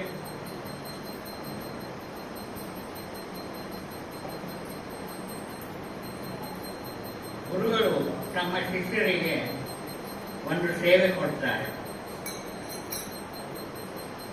ಏನಂತ ಹೇಳಿದ್ರೆ, ಈ ನೀವು ಹಣತೆ ದೀಪದಲ್ಲಿ ಒಂದು ಬಟ್ಟಿ ಹಾಕಿ ಅದಕ್ಕೆ ತುಂಬ ಎಣ್ಣೆ ಹಾಕಿ, ನೀವು ಈ ಜೊತೆ ಕೇಳಿದ್ದೀರ, ತುಂಬ ಎಣ್ಣೆ ಹಾಕಿ ದೀಪ ಹಚ್ತಾರೆ. ಮತ್ತೆ ಎಲ್ಲ ಶಿಷ್ಯರಿಗೆ ಒಂದೊಂದು ದೀಪ ಕೊಡ್ತಾರೆ. ಆದ್ರೆ ಹೇಳ್ತಾರೆ, ನೀವು ಈ ದೀಪವನ್ನು ಹಿಡ್ಕೊಂಡು ಈ ಕೃಷ್ಣ ಬಲರಾಮನ ದೇವಸ್ಥಾನದಲ್ಲಿ ಬಂದು 5 ಪ್ರದಕ್ಷಿಣೆ ಮಾಡಿ. ಆವಾಗ ಆದ್ರೆ ಒಂದು ಎಚ್ಚರಿಕೆ ಕೊಡ್ತಾರೆ ಗುರುಗಳು, ಏನು, ಯಾವುದೇ ಪರಿಸ್ಥಿತಿಯಲ್ಲಿ ಎಣ್ಣೆ ಕೈಗೆ ತಾಗಬಾರ್ದು, ಮತ್ತೆ ದೀಪ ಉರಿಬಾರ್ದು. ಆವಾಗ ಎಲ್ಲ ಶಿಷ್ಯರು ಎನ್ನುತ್ತಾರೆ ಮನಸ್ಸಿನಲ್ಲಿ, ವಾ, ಇವತ್ತು ಗುರುಗಳು ನಮಗೆ ಈಸಿ ಟಾಸ್ಕ್ ಕೊಟ್ಟಿದ್ದಾರೆ, ಸುಲಭ ಪರೀಕ್ಷೆ. ಆದರೆ ಪ್ರತಿಯೊಬ್ಬರು ಆ ದೀಪವನ್ನು ಹಿಡ್ಕೊಂಡು ಬಹಳ ಜಾಗರೂಕತೆಯಿಂದ ಪ್ರದಕ್ಷಿಣೆ ಮಾಡಿದ್ರು. ಕೃಷ್ಣ ಬಲರಾಮನ ಮಂದಿರವನ್ನು ಅಲ್ಲಿ 5 ಪ್ರದಕ್ಷಿಣೆ ಮಾಡಿದ್ರು. ಮತ್ತೆ ಗುರುಗಳ ಕಾಲಿನ ಕೆಳಗಡೆ ದೀಪ ಇಡ್ತಾರೆ. ಮತ್ತೆ ಹೆಮ್ಮೆಯಿಂದ ಅವರು ಕೈಗಳನ್ನು ತೋರಿಸ್ತಾರೆ ಗುರುಗಳಿಗೆ, ನೋಡಿ ನನ್ನ ಕೈಯಲ್ಲಿ ಎಣ್ಣೆ ತಾಗಲಿಲ್ಲ, ನನ್ನ ದೀಪ ಉರಿತಾ ಇದೆ ಅಂತ. ಆವಾಗ ಗುರುಗಳು ಹೇಳ್ತಾರೆ, ಬಹಳ ಸಂತೋಷ ಆಯಿತು, ನೀವೊಂದು ಶಿಷ್ಯರಂದ್ರೆ ನಿಮ್ಮಾಗಿರ್ಬೇಕು, ಶಿಷ್ಯರಂದ್ರೆ ನಿಮ್ಮಾಗಿರ್ಬೇಕು. ಆದರೆ ನಾನು ನಿಮ್ಮ ಆತ್ಮಸಾಕ್ಷಿಯಾಗಿ ನೀವು ನನಗೆ ಒಂದು ಉತ್ತರ ಕೊಡಿ. ನನ್ನ ಪ್ರಶ್ನೆ ಏನಂತ ಹೇಳಿದ್ರೆ, ನೀವು ಈ ಸೇವೆ ಮಾಡಬೇಕಾದ್ರೆ ಪ್ರದಕ್ಷಿಣೆ ಮಾಡುವಾಗ ಎಷ್ಟು ಸಲ ಕೃಷ್ಣ ಬಲರಾಮನನ್ನ ಆಲೋಚನೆ ಮಾಡಿದ್ದೀರ? ಆವಾಗ ಎಲ್ಲ ಶಿಷ್ಯರು ಹೇಳಿದ್ರು, ನಮ್ಮ ಧ್ಯಾನ ಎಲ್ಲ ಎಣ್ಣೆ ಮತ್ತೆ ದೀಪದ ಮೇಲೆ ಇತ್ತು, ಕೃಷ್ಣ ಬಲರಾಮನ ಗಂಧಗಾಳಿಯೇ ನಮ್ಗೆ ಮನಸ್ಸಿನಲ್ಲಿ ಬರಲಿಲ್ಲ ಅಂತ. ಗೊತ್ತಾಯ್ತಾ? ಅದರಿಂದಲೇ ನಾನು ಮತ್ತೆ ಶುರುವಾತಿನಲ್ಲಿ ಹೇಳಿದ್ದೆ ನಿಮಗೆ, devotional service without emotion is useless. ಸೇವೆ ಅಂದರೆ ನೀವು ಯಾವ ಸೇವೆ ಮಾಡ್ತೇವೆ ಅಂತ ಇಂಪಾರ್ಟೆಂಟ್ ಅಲ್ಲ, ಎಷ್ಟು ಸಲ ನೀವು ಕೃಷ್ಣನನ್ನ ನೆನೆಸಿದ್ದೀರಾ, ಕೃಷ್ಣನನ್ನ ಏನು ಹೇಳ್ತೇವೆ ಮುಖ್ಯ. ಇದೇ ರೀತಿ ಸಣ್ಣ ಸಣ್ಣ ರೀತಿಯಲ್ಲಿ ಗುರುಗಳು ನಮ್ಮನ್ನು ತಿದ್ದುತ್ತಾರೆ. ನಾನು ಒಂದು ವಿಷಯ ಕೇಳ್ತೇನೆ, ಇಲ್ಲಿ ಎಷ್ಟು ಜನರು ಹರಿನಾಮ ಜಪ ಮಾಡ್ತಾರೆ? Very good. ಎಷ್ಟು ಜನ ಭಾಗವತ ಕೇಳ್ತಾರೆ? Very good. ಎಷ್ಟು ಜನರಿಗೆ ಜಪ ಮಾಡುವಾಗ ಮತ್ತೆ ಭಾಗವತ ಕೇಳುವಾಗ ನಿದ್ರೆ ಬರ್ತದೆ? ಅಮ್ಮ ತೊಟ್ಟಿಲಲ್ಲಿ ಹಾಕಿ ತೂಗಿದಾಗ ಆಗ್ತದಲ್ವ? ಜಪ ಮತ್ತೆ ಭಾಗವತ ಕೇಳುವಾಗ ನನಗೂ ಹಾಗೆ ಆಗ್ತಿತ್ತು. 50 ವರ್ಷದ ಹಿಂದೆ ಒಂದು ಘಟನೆ ಆಯಿತು. ಪ್ರಭುಪಾದರು ಹೈದರಾಬಾದ್ನಲ್ಲಿ ಜನ್ಮಾಷ್ಟಮಿಯ ದಿವಸ, ಆ ಪ್ರಭುಪಾದರು ಒಂದು ನಿಯಮ ಇದೆ, ಮಾರ್ನಿಂಗ್ ವಾಕ್ ಮಾಡಿ ಅವರು ದೇವಸ್ಥಾನಕ್ಕೆ ಬರ್ತಾರೆ. ಆವಾಗ ಅವರು ಬಂದ ನಂತರ ಗುರುಪೂಜೆ ಆಗ್ತದೆ. ಗುರುಪೂಜೆ ಆದ ನಂತರ ಭಾಗವತದ ಕ್ಲಾಸ್. ಇದು ಪ್ರಭುಪಾದರ ಒಂದು ನಿಯಮ. ಆದರೆ ಒಂದು ಸಲ ಜನ್ಮಾಷ್ಟಮಿಯ ದಿವಸ, 50 ವರ್ಷದ ಹಿಂದೆ ಜನ್ಮಾಷ್ಟಮಿಯ ದಿವಸ ಹೈದರಾಬಾದ್ನಲ್ಲಿ ಗೌರ್ ನಿತಾಯ್, ರಾಧಾ ಮದನ್ ಮೋಹನ್ ಮತ್ತು ಜಗನ್ನಾಥ್ ಸುಭದ್ರ ಬಲದೇವರ ಪ್ರತಿಷ್ಠೆ ಆಗಿತ್ತು ಆ ದಿವಸ.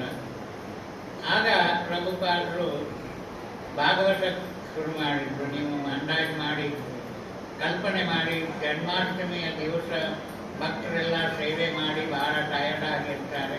ಆದರೂ ಉಪವಾಸ 12 ಗಂಟೆವರೆಗೆ ಬಹಳ ಟಯರ್ಡ್ ಆಗಿತ್ತು. ನಾನು ಕೂಡ ಪ್ರಭುಪಾದರು ಬಂದರು ಅಂದರೂ ಕೂಡಲೇ ಟೆಂಪಲ್ ಹಾಲ್ ಸಾವಿರಾರು ಗಟ್ಟಲೆ ಜನರು ಬಂದಿದ್ರು ಅವರ ಭಾಗವತ ಕ್ಲಾಸ್ ಕೇಳಲಿಕ್ಕೆ. ಗೊತ್ತಾಯ್ತಾ? ಹಾಗೆ ಬಂದಾವಾಗ ನನಗೆ ಅಮ್ಮ ತೊಟ್ಟಿಲಲ್ಲಿ ಹಾಕಿ ಜೋಗಳ ಹಾಡಿದಾಗೆ ನನಗೆ ನಿದ್ರೆ ಬರಲಿಕ್ಕೆ ಶುರುವಾಯಿತು. ಆಗ ಪ್ರಭುಪಾದರು ಇದೇ ವ್ಯಾಸಾಸನದಲ್ಲಿ ಕುಂತು ಹೇಳಿದ್ರು, ಗುರುದೇವ್ ಸ್ಟ್ಯಾಂಡ್ ಅಪ್. ನನ್ನ ಅವಸ್ಥೆ ಏನಾಗಿರಬೇಕು ಅಂತ ಕಲ್ಪನೆ ಮಾಡಿ. ಸಾವಿರಾರು ಜನರ ಎದುರುಗಳ ಸಭೆಯಲ್ಲಿ ನನ್ನ ಹೆಸರು ಹೇಳಿ ಗುರುದೇವ್ ಸ್ಟ್ಯಾಂಡ್ ಅಪ್ ಬಂದಾವಾಗ ನಾನು ಅಷ್ಟು ಹೈಟ್ ಇಲ್ಲ, 4.5 ಒಳಗಿದೆ. ಆದರೂ ನಾನು ಇಷ್ಟು ಚಿಕ್ಕವರಾದೆ ಅವರು. ಅಂದರೆ ಭಕ್ತನ ವೇಷ ಮಾತ್ರ ಹಾಕಿದ್ದೇನೆ, ಹೊರತು ಭಕ್ತ ಆಗಿಲ್ಲ. ಗೊತ್ತಾಯ್ತಾ? ಆಗ ನಾನು ಇಡೀ ಭಾಗವತ ಕ್ಲಾಸ್ ನಿಂತು ಕೇಳಿದೆ. ಅಂಥ ಭಾಗವತ ಕ್ಲಾಸ್ ನಾನು ಎಷ್ಟೋ ಭಾಗವತ ಕ್ಲಾಸ್ ಕೇಳಿದ್ದೇನೆ, ಅಂಥ ಭಾಗವತ ಕ್ಲಾಸ್ ನಾನು ಇವತ್ತಿನವರೆಗೂ ಕೇಳಲಿಲ್ಲ. ಆ ಭಾಗವತ ಕ್ಲಾಸ್ನ ವರ್ಡ್ ಟು ವರ್ಡ್ ನನಗೆ ಇವತ್ತು ನೆನಪಿದೆ. ಅದು ಸೆಕೆಂಡ್ ಕ್ಯಾಂಟೋವಿನ ಒಂದು ಶ್ಲೋಕ ಇತ್ತು. ಸ್ವಉದ್ವರ ಉಷ್ಟ್ರಕರೈ ಸಮಸ್ತ ಪುರುಷ ಪಶು ನಯತ್ಕರಣ ಕಟೋಪೇತ ಜಾತು ನಾಮ ಗಣಾಶ್ರಯ. ಆ ಶ್ಲೋಕದಿಂದ ತೆಗೆದುಕೊಂಡು ಪ್ರಭುಪಾದ ಭಾರತ ಕ್ಲಾಸ್ ಕೊಡ್ತಿದ್ದರು. ನಾನು ಭಾಳ ಅವ್ರ ಕ್ಲಾಸ್ ಆಗಿ ನನ್ನ ಹತ್ರ ಬಂದರು, Gurudev, from you I am teaching one lesson to all my disciples. Gurudev, ನಿನ್ನಿಂದ ನನ್ನ ಶಿಷ್ಯರಿಗೆ ಒಂದು ಪಾಠ ನಾನು ಕಲಿಸ್ತಾ ಇದ್ದೇನೆ ಇವತ್ತು. ಏನಂತ ಹೇಳಿದ್ರೆ, ನಿಮಗೆ ಯಾವಾಗ ಜಪ ಮಾಡುವಾಗ ಮತ್ತು ಭಾಗವತ ಕೇಳುವಾಗ ನಿದ್ರೆ ಬರ್ತದೋ ಆವಾಗ ನೀವು ಎದ್ದು ನಿಂತಾವಾಗ ನಿಮಗೆ ನಿದ್ರೆ ಬರುವುದಿಲ್ಲ. ನಿಂತು ನೀನು ನಿದ್ರೆ ಮಾಡ್ತೀಯ ಅಂದರೆ ನೀನು ಬೀಳ್ತೀಯ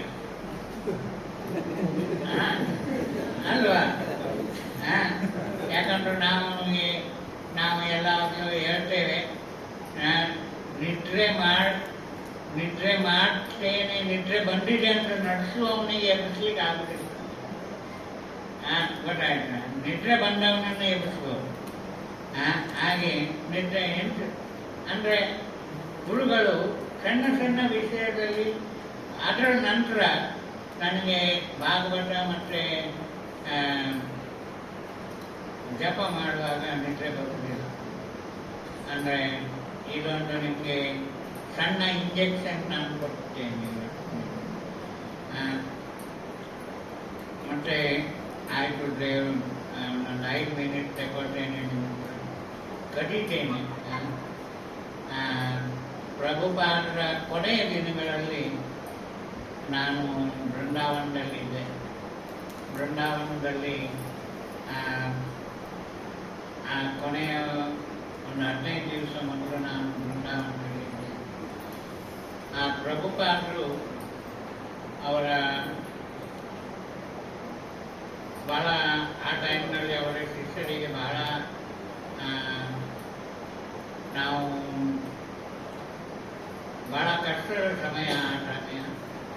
ಆದರೆ ಪ್ರಭುಪಾದರು ಅವರ ಸಮಾಧಿ ನಿಮಗೆ ಗೊತ್ತಿರ್ಬೋದು. ಪ್ರಭುಪಾದರ ಸಮಾಧಿ ಯಾವಾಗ ಆಗಿದೆ ಗೊತ್ತಿದೆಯಾ? ಪ್ರಭುಪಾದರ ಸಮಾಧಿ 14 ನವೆಂಬರ್ 1977ರಲ್ಲಿ. ಯಾವಾಗ? 14 ನವೆಂಬರ್ 1977ರಲ್ಲಿ ಸಾಯಂಕಾಲ ಅವರ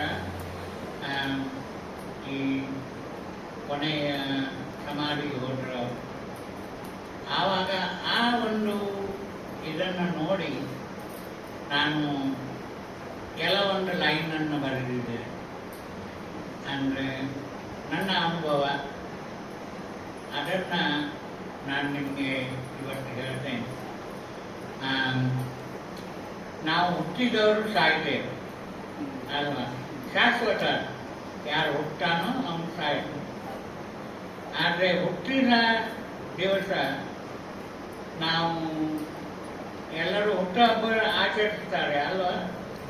ಹಬ್ಬ ಅಂತ ಅಂದರೆ ಹುಟ್ಟಿದ ಹಬ್ಬ, ಬರ್ತ್ಡೇ. ಹಾಗೆ ಪ್ರಭುಪಾದರು ನಮಗೆ ಒಂದು ವಿಚಿತ್ರ ಕಲಿಸಿ ಹೋಗಿದ್ದಾರೆ. ಏನಂದರೆ ಮೃತ್ಯು ಕೂಡ ಮಹೋತ್ಸವವಾಗಿ ಹೇಗೆ ಮಾಡಬೇಕು, ಮೃತ್ಯುವು ಕೂಡ ಮಹೋತ್ಸವ ಆಗಬೇಕು. ಎಲ್ಲ ಅಂದರೆ ನೀವು ಕೇಳ್ಬೋದು, ನನ್ನ ಹತ್ರ ಪ್ರಭುಪಾದರು ತೀರಿದವಾಗ ಯಾರು ಅಳ್ಳಿಲ್ವಾ? ಹತ್ತಿದ್ದಾರೆ. ಆದರೆ ಆ ಅಳುವಿನಲ್ಲಿ ಕೂಡ ಒಂದು ನಗೆ ಇತ್ತು. ಅದು ಒಂದು ಕೂಡ ಮಹೋತ್ಸವ ಆಗಿತ್ತು, ಉತ್ಸವ ಆಗಿತ್ತು. ಗೊತ್ತಾಯ್ತಾ? ಅದು ನಾನು ಹಿಂದಿಯಲ್ಲಿ ಬರೆದಿದ್ದು, ಅದು ನೀವು ನನ್ನೊಟ್ಟಿಗೆ ಹೇಳ್ಬೋದು. ಮತ್ತೆ ನಾನು ಅದನ್ನು ಕನ್ನಡದಲ್ಲಿ ಹೇಳುವ ಪ್ರಯತ್ನ ಮಾಡ್ತೇನೆ. ಯಾವ ರೀತಿ ನಮಗೆ ಸಾವು ಬರಬೇಕು ಅಂತ, ಯಾವ ರೀತಿಯಲ್ಲಿ ಸಾವು ನಮಗೆ ಬಂದರೆ ಅದು ಮಹೋತ್ಸವ ಆಗ್ತದೆ, ಉತ್ಸವ ಆಗ್ತದೆ ಅಂತ. ಗೊತ್ತಾಯ್ತಾ?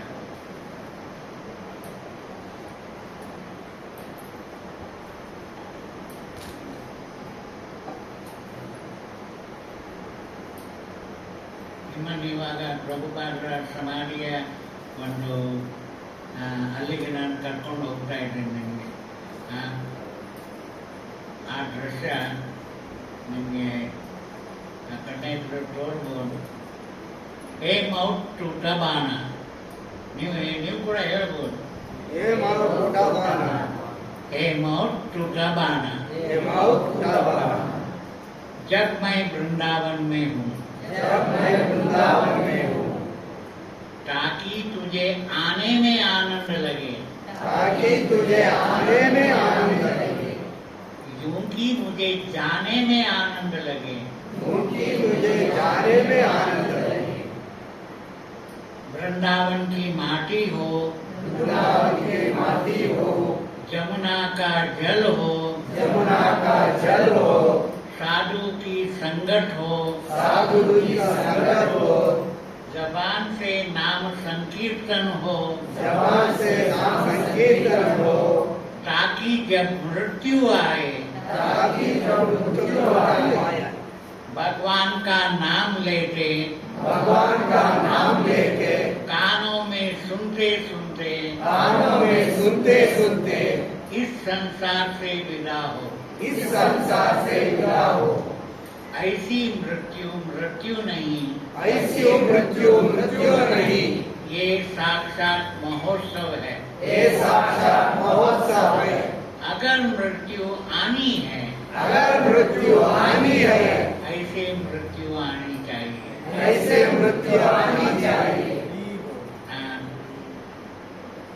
ನನಗೆ ಅರ್ಥ ಆಯಿತು ಅಂತ ಎಣಿಸ್ತೇನೆ. ಕನ್ನಡದಲ್ಲಿ ಟ್ರಾನ್ಸ್ಲೇಷನ್ ಬೇಕಾ?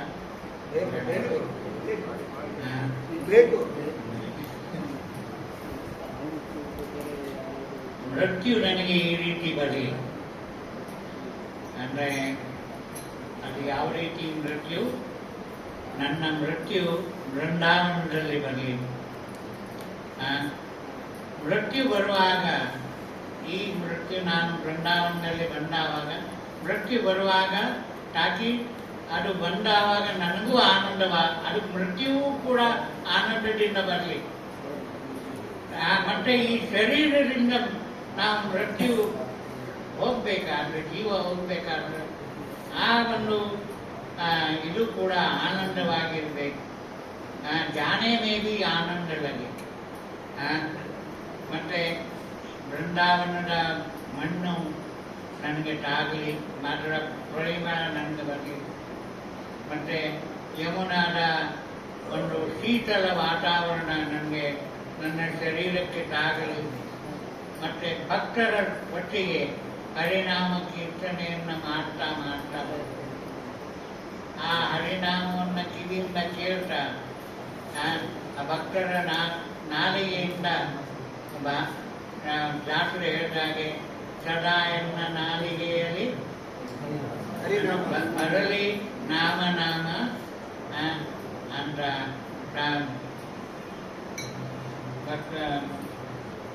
ಕಿವಿಯಿಂದ ಕೇಳ್ತಾ ಬಾಯಿಂದ ಹೇಳ್ತಾ ಈ ಸಂಸಾರದಿಂದ ನಾನು ಈ ಶರೀರವನ್ನು ತ್ಯಾಗ ಮಾಡಿದ ಆಗ ಆ ಮೃತ್ಯು, ಆ ದೇಹ ತ್ಯಾಗ ಮೃತ್ಯು ಅಲ್ಲ, ಅದು ಮಹೋತ್ಸವವಾಗಿ ಆಗಿರ್ತದೆ.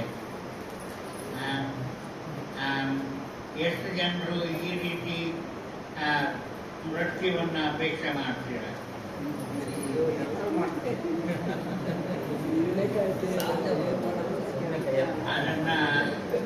ಅದನ್ನು ನಿಮಗೆ ಸಂಪಾದನೆ ಮಾಡಬೇಕಾದ್ರೆ ಬಹಳ ಪ್ರಯತ್ನ ಮಾಡಬೇಕು, ಸಾಧನೆ ಮಾಡಬೇಕು.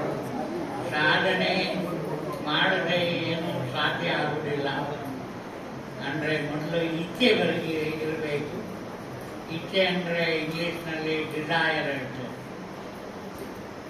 ಶಿಷ್ಯರಂದ್ರೆ ಯಾರು ಇಲ್ಲಿ ಹೇಳಿ ನಾನು ವಿರಾಮ ಕೊಡ್ತೇನೆ. ಶಿಷ್ಯ ಅಂದರೆ ಡಿಸಿಪ್ಲಿನ್. ಯಾರ ಹತ್ರ ಡಿಸಿಪ್ಲಿನ್ ಇದೆ, ಡಿಸಿಪ್ಲಿನ್ ಅಂದರೆ ನಿಯಮಬದ್ಧ ಜೀವನ, ಶಿಸ್ತು. ಡಿಸಿಪ್ಲಿನ್ ಅಂದರೆ ಶಿಸ್ತು.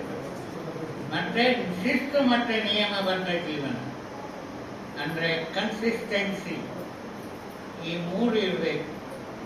ಶಿಸ್ತು, ನಿಯಮಬದ್ಧ ಜೀವನ, ನಿರಂತರವಾಗಿರ್ಬೇಕು. ನಾವು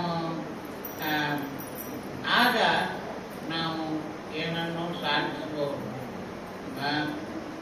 ಈ ಇದರಿಂದ ನಮಗೆ desire, from desire you get discipline, from discipline you will become determination, you get determination ಅಂದ್ರೆ ನಿಶ್ಚಯ. ಮತ್ತೆ you get the destination. ಗೊತ್ತಾಯ್ತಾ? From desire you get discipline, from discipline you will get destination, from destination you get determination, then you get the destination. From the destination, when you reach there, you will change your destiny. ಅಂದ್ರೆ ಅರ್ಥ ಆಯ್ತಾ? ನೀವು ಈ ಎಲ್ಲ ಡಿಯನ್ನ ನೀವು ಇದು ಮಾಡಿದ್ರೆ ಅಂದ್ರೆ ನಿಮ್ಮ ನಸೀಬವನ್ನ, ಅಂದ್ರೆ ಡೆಸ್ಟಿನಿ ಅಂದ್ರೆ ನಸೀಬ, ಅಂದ್ರೆ ನಸೀಬ ಹೇಳ್ತಾರಲ್ಲ, ಅನ್ನು ನಸೀಬವನ್ನು ಕೂಡ ಬದಲಿ ಮಾಡುವ ಒಂದು ಶಕ್ತಿ ನಿಮ್ಮ ಹತ್ರ ಬರ್ತದೆ. ಅದಕ್ಕೆ ನಿಮ್ಮ ಡಿಸೈರ್ ಮೊದಲು ಮುಖ್ಯ. ಆದ್ದರಿಂದ ನಾನು ಪ್ರಭುಪಾದರ ಹತ್ರ ಮತ್ತು ಕೃಷ್ಣ ಬಲರಾಮ ಮತ್ತು ಗೌರ್ನಿತಾಯ್ ಹತ್ರ, ರಾಧಾ ಮಾಧವನ ಹತ್ರ, ನಿಮಗೆಲ್ಲರಿಗೂ ದಿನದಿಂದ ದಿನಕ್ಕೆ ನಿಮ್ಮ ಭಕ್ತಿ ದಿನದಿಂದ ದಿನಕ್ಕೆ ವೃದ್ಧಿಯಾಗಲಿ. ನೀವು ಕೂಡ ಯಾವಾಗಲೂ ಪ್ರತಿ ದಿವಸ ದೀಪಾವಳಿ ಮತ್ತು ಯುಗಾದಿ ಹಾಗೆ ಆನಂದದಿಂದ ವಿಜೃಂಭಣೆಯಿಂದ ನಿಮ್ಮ ಜೀವನ ಸಾಗಲಿ ಅಂತ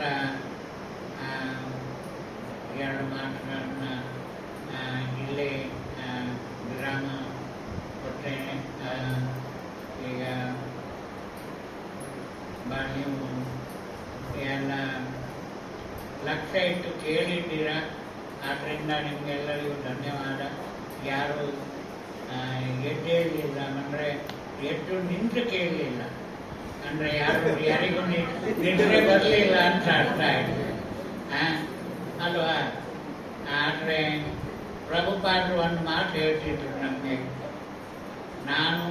ನೀವು ಎಷ್ಟು ಕೇಳಿದ್ರೆ ನನಗೆ ಗೊತ್ತಿಲ್ಲ, ಎಷ್ಟನ್ನ ನಿಮ್ಗೆ ಅರ್ಥ ಆಯಿತು ಅದು ನನಗೂ ಗೊತ್ತಿಲ್ಲ. ಆದರೆ ಪ್ರಭುಪಾದರು ಯಾವಾಗಲೂ ಒಂದು ಮಾತು ಹೇಳ್ತಿದ್ರು, ಅಮ್ಮ ನನಗೆ ಒಂದು ಗ್ಲಾಸ್ ನೀರು ಕೊಡು ಅಂತ ನಾನು ಕೂಗಿದ್ರೆ ನನಗೆ ನೀರು ಕೊಟ್ಟಾಗ ಮಾತ್ರ ನನಗೆ ಗೊತ್ತು ನೀವು ಕೇಳಿದ್ದೀರಿ ಅಂತ. ಅರ್ಥ ಆಯ್ತಾ? ನಾವು ಏನು ಹೇಳಿದ್ದೇನೋ ಇವಾಗ ಅದನ್ನು ಕಾರ್ಯರೂಪಕ್ಕೆ ತಂದ್ರೆ ಮಾತ್ರ ನೀವು ಅದನ್ನು ಕೇಳಿದ್ದೀರಿ ಅಂತ. ಇಲ್ಲದೆ ಇದ್ರೆ ನೀವು ಕೇಳಲಿಲ್ಲ, ಖಾಲಿ ಆಕ್ಟಿಂಗ್ ಮಾಡಿದ್ರೆ. ನೀವು ಆಕ್ಟರ್ ಅಲ್ಲ, ಆದರೆ ನೀವು ಭಕ್ತರು ಅಂತ ನನಗೆ ಖಾತ್ರಿ ಆಗಬೇಕು. ಅದಕ್ಕೋಸ್ಕರ ಮತ್ತೊಂದು ಸಲ ಬಂದಾವಾಗ ನಾನು ನಿಮ್ಗೆ ಪರೀಕ್ಷೆ ಮಾಡ್ತೇನೆ. ಧನ್ಯವಾದ. ಹರೇ ಕೃಷ್ಣ. ಯಾವ್ದಾರ ಪ್ರಶ್ನೆ ಇದ್ರೆ ಕೇಳ್ಬೋದು ದಯವಿಟ್ಟು. ಸಾರಿ, ನಾನು ಕೇಳಿಲ್ಲ. ಯಾರ್ದಾದ್ರೂ ಪ್ರಶ್ನೆ ಇದೆಯಾ?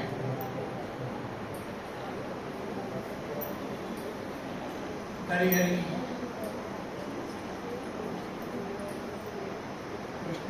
ಹರೇ ಕೃಷ್ಣ. ಪ್ರಶ್ನೆಗಳು ಎಲ್ಲ ಪೂರ್ತಿ 100% ಎಲ್ಲರೂ ಅರ್ಥ ಆಗಿದೆ ಅಂತ ಪ್ರಭುಜಿ ಅವರೇ ಪ್ರಶ್ನೆ ಕೇಳ್ತಾರೆ. ಕೇಳ್ಬೋದ? ಈಗ ಉಲ್ಟಾ ಪ್ರಭುಜಿ ಅವರಿಗೆ ಎಲ್ಲರೂ ಇಲ್ಲ, ನೀವು ಪ್ರಶ್ನೆ ಕೇಳಿ, ಇಲ್ಲ ಅಂದ್ರೆ ನೀವು ಕೇಳಿ.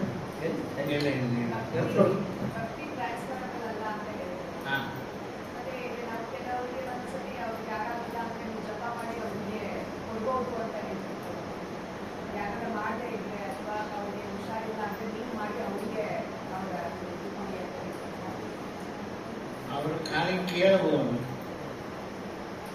ಅಂದರೆ ಹರಿನಾಮ ಕೀರ್ತನೆಯನ್ನು ಕೇಳ್ತಾರೆ, ಅವ್ರಿಗೆ ಮಾಡ್ಲಿಕ್ಕೆ ಆಗುದಿಲ್ಲ. ಆದರೆ ಅದು ಟ್ರಾನ್ಸ್ಫರೇಬಲ್ ಅಲ್ಲ. ನೀವು ಯು ಆರ್ ದ ಫೆಸಿಲಿಟೇಟರ್. ಅರ್ಥ ಆಯ್ತಾ? ಜಪ ಒಂದು ನಾನು ನಿಮ್ಗೆ ಹೇಳ್ತೇನೆ.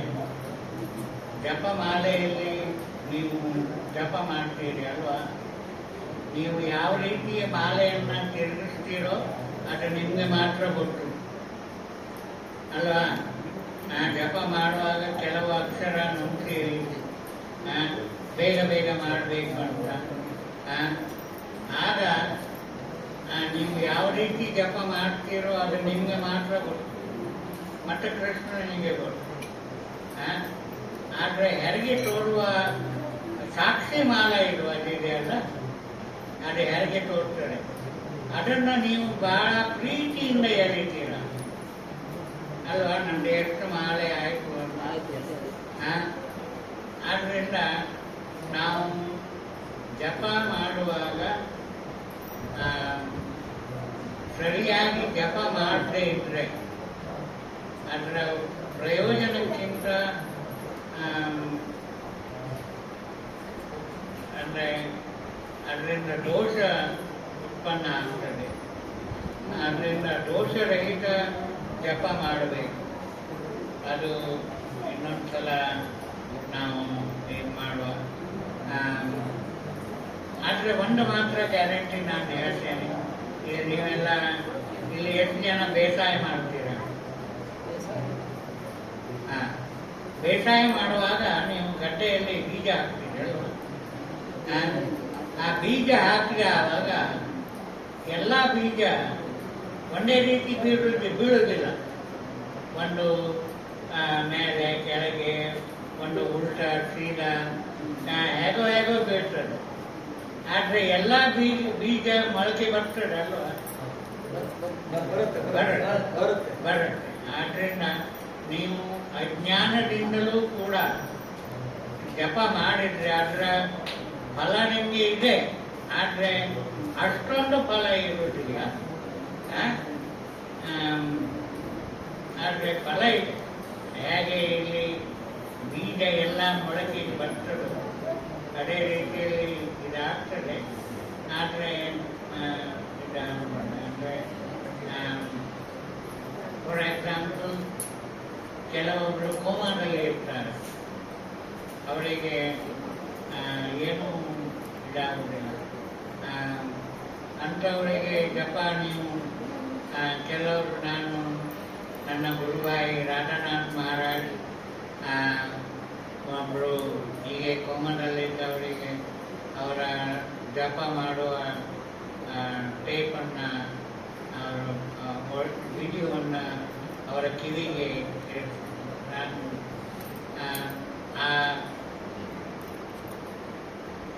ಆದರೂ ಕೂಡ ಅದು ಒಂದಲ್ಲ ಒಂದು ರೀತಿಯಿಂದ ಆ ಜೀವಕ್ಕೆ ಪ್ರೇರಣೆ ಸಿಗ್ತದೆ. ಆದರೆ ಸ್ವತಃ ಮಾಡೋದು ಒಳ್ಳೆಯದು. ಯಾಕಂದರೆ ಇಲ್ಲ ಭಕ್ತರು ಯಾವಾಗಲೂ ಸ್ವತಃ ಮಾಡಿ ಇಲ್ಲದೇ ಇದ್ರೆ ನೀವು ಅದು ಅದೇ ರೀತಿ ಅದು ಇಲ್ಲದೇ ಇದ್ರೆ ಅದು ಏನಾಗ್ತದೆ ಅಂತ ಹೇಳಿದರೆ, ಮೊದಲಿನ ಕಾಲದಲ್ಲಿ ನಾವೆಲ್ಲ ಸೇವೆ ಭಟ್ರ ಹತ್ರ ಮಾಡಿಸ್ತಿದ್ವಿ. ಭಟ್ರು ಏನೋ ಮಂತ್ರ ಹೇಳ್ತಾರೆ, ಏನೋ ಮಾಡ್ತಾರೆ, ಅದು ನೀವು ದಕ್ಷಿಣೆ ಕೊಟ್ಟರಾಯ್ತು ಭಟ್ರಿಗೆ. ಅದು ಭಟ್ರ ಹೊಟ್ಟೆ ತುಂಬುತ್ತದೆ. ಆದರೆ ಅದರ ಫಲ ಭಟ್ರಿಗೆ ಗೊತ್ತಿಲ್ಲ ಆ ಮಂತ್ರದ ಅರ್ಥ ಏನು. ಗೊತ್ತಾಯ್ತ? ಅದಕ್ಕೆ ಹೇಳ್ತಾರಲ್ಲ, ಸ್ವತಃ ನಾನು ಸಾಯಬೇಕು, ಸ್ವರ್ಗ ಪಡಿಬೇಕು ಅಂತ ನಾನೇ ಮಾಡಬೇಕು ಭಕ್ತಿ, ಮತ್ತೆ ಅದರ ಅನುಭವವನ್ನು ನಾನೇ ಅನುಭವಿಸಬೇಕು.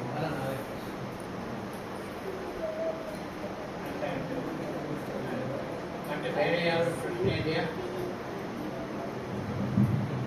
ಹರೇ ಕೃಷ್ಣ ಪ್ರಜಿ, ತುಂಬಾ ತುಂಬಾ ಧನ್ಯವಾದಗಳು ಪ್ರಜಿ, ನಮ್ಮ ಕ್ಲಾಸಿಗೆ ತುಂಬಾ ಚೆನ್ನಾಗಿತ್ತು. ಅಪ್ರೋಚಿ ಪ್ರಭುಪಾದರ ನಿಮ್ಮ ಒಂದು ಮೊದಲನೇದಾಗಿ ನೀವು ಭೇಟಿಯಾದಾಗ ಪ್ರಭುಪಾದರ ನಿಮ್ಮ ಒಂದು ಅನುಭವ ಮತ್ತೆ ಪ್ರಭುಪಾದರಿಂದ ದೀಕ್ಷೆ ಆಗಿದ್ದಾಗ ನಿಮ್ಮ ಒಂದು ಅನುಭವನ ದಯವಿಟ್ಟು ಶೇರ್ ಮಾಡ್ಕೊಂಡು ಅಂತ ಹೇಳಿ. ಹರೇ ಕೃಷ್ಣ.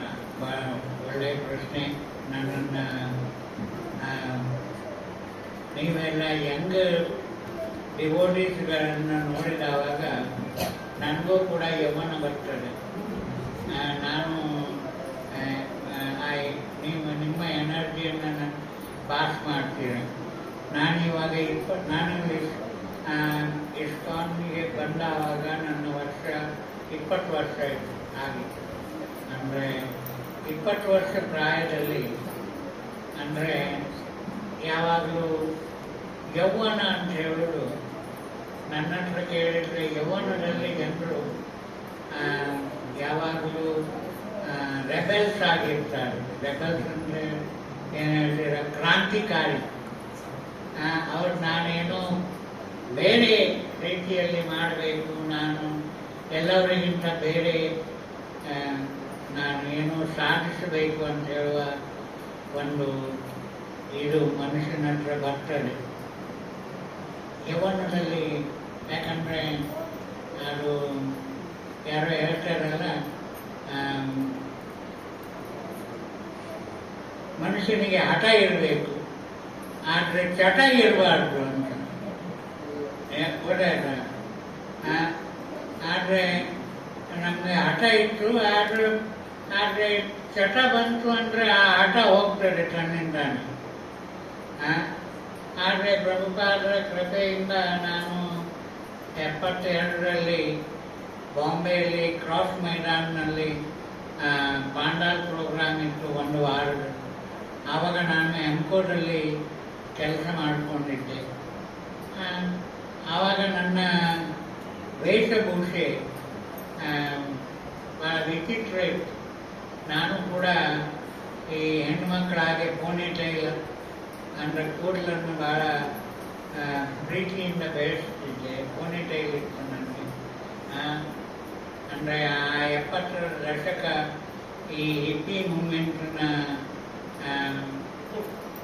ಪೀಕ್ ಪೀರಿಯಡ್ ಆಗಿತ್ತು. ನಾನು ಪೋನಿಟೈಲ್ ಹಾಕಿ ಪ್ರಭುಪಾದರ, ನಾನು ಉಡುಪಿಯಿಂದ ನನ್ನ ಜನ್ಮ, ಉಡುಪಿ ಜಿಲ್ಲೆಯಲ್ಲಿ. ಆದರೆ ನಾನು ಮಧ್ವ ಸಂಪ್ರದಾಯದಲ್ಲಿ ನಾನು ಹುಟ್ಟಿದವ, ಬ್ರಾಹ್ಮಣ. ಆದರೆ ಈ ವಿದೇಶಿ ಭಕ್ತರನ್ನು ನೋಡಿ ಅವರ ಶಿಕೆ, ಅವರ ತಿಲಕ ಧಾರಣೆ, ಮತ್ತು ಕಂಠಿಮಾಳ, ಜಪಮಾಳ, ಡೋಡಿ, ಮತ್ತು ಕುರ್ತ, ಮತ್ತು ಈ ಹೆಂಗಸರೆಲ್ಲ ಸೀರೆ ಉಟ್ಟು ಅವರು ಹರಿನಾಮ ಕೀರ್ತನೆ ಮಾಡಿ ಕುಣಿತಾ ಇರುವಾಗ ಪ್ರಭುಪಾದರು ಹೇಳ್ತಿದ್ರು, ವೆಸ್ಟರ್ನ್ ಡಿವೋಟೀಸನ್ನ ಇಂಟ್ರಡ್ಯೂಸ್ ಮಾಡಿ, I made this white elephant to dance. ನಾನು ಈ ಬಿಳಿ ಆನೆಗಳನ್ನು ಹರಿನಾಮದ ಒಂದು ಇದರಿಂದ ನಾನು ಇವರನ್ನು ಕುಣಿಸ್ತಾ ಇದ್ದೇನೆ ಅಂತ ನಾನು ಅದು ನನಗೆ ಆಕರ್ಷಿತ ಆಯಿತು. ಹಾಗೆ ಅವರು ಭಗವದ್ಗೀತೆ, ಭಾಗವತದ ಶ್ಲೋಕವನ್ನು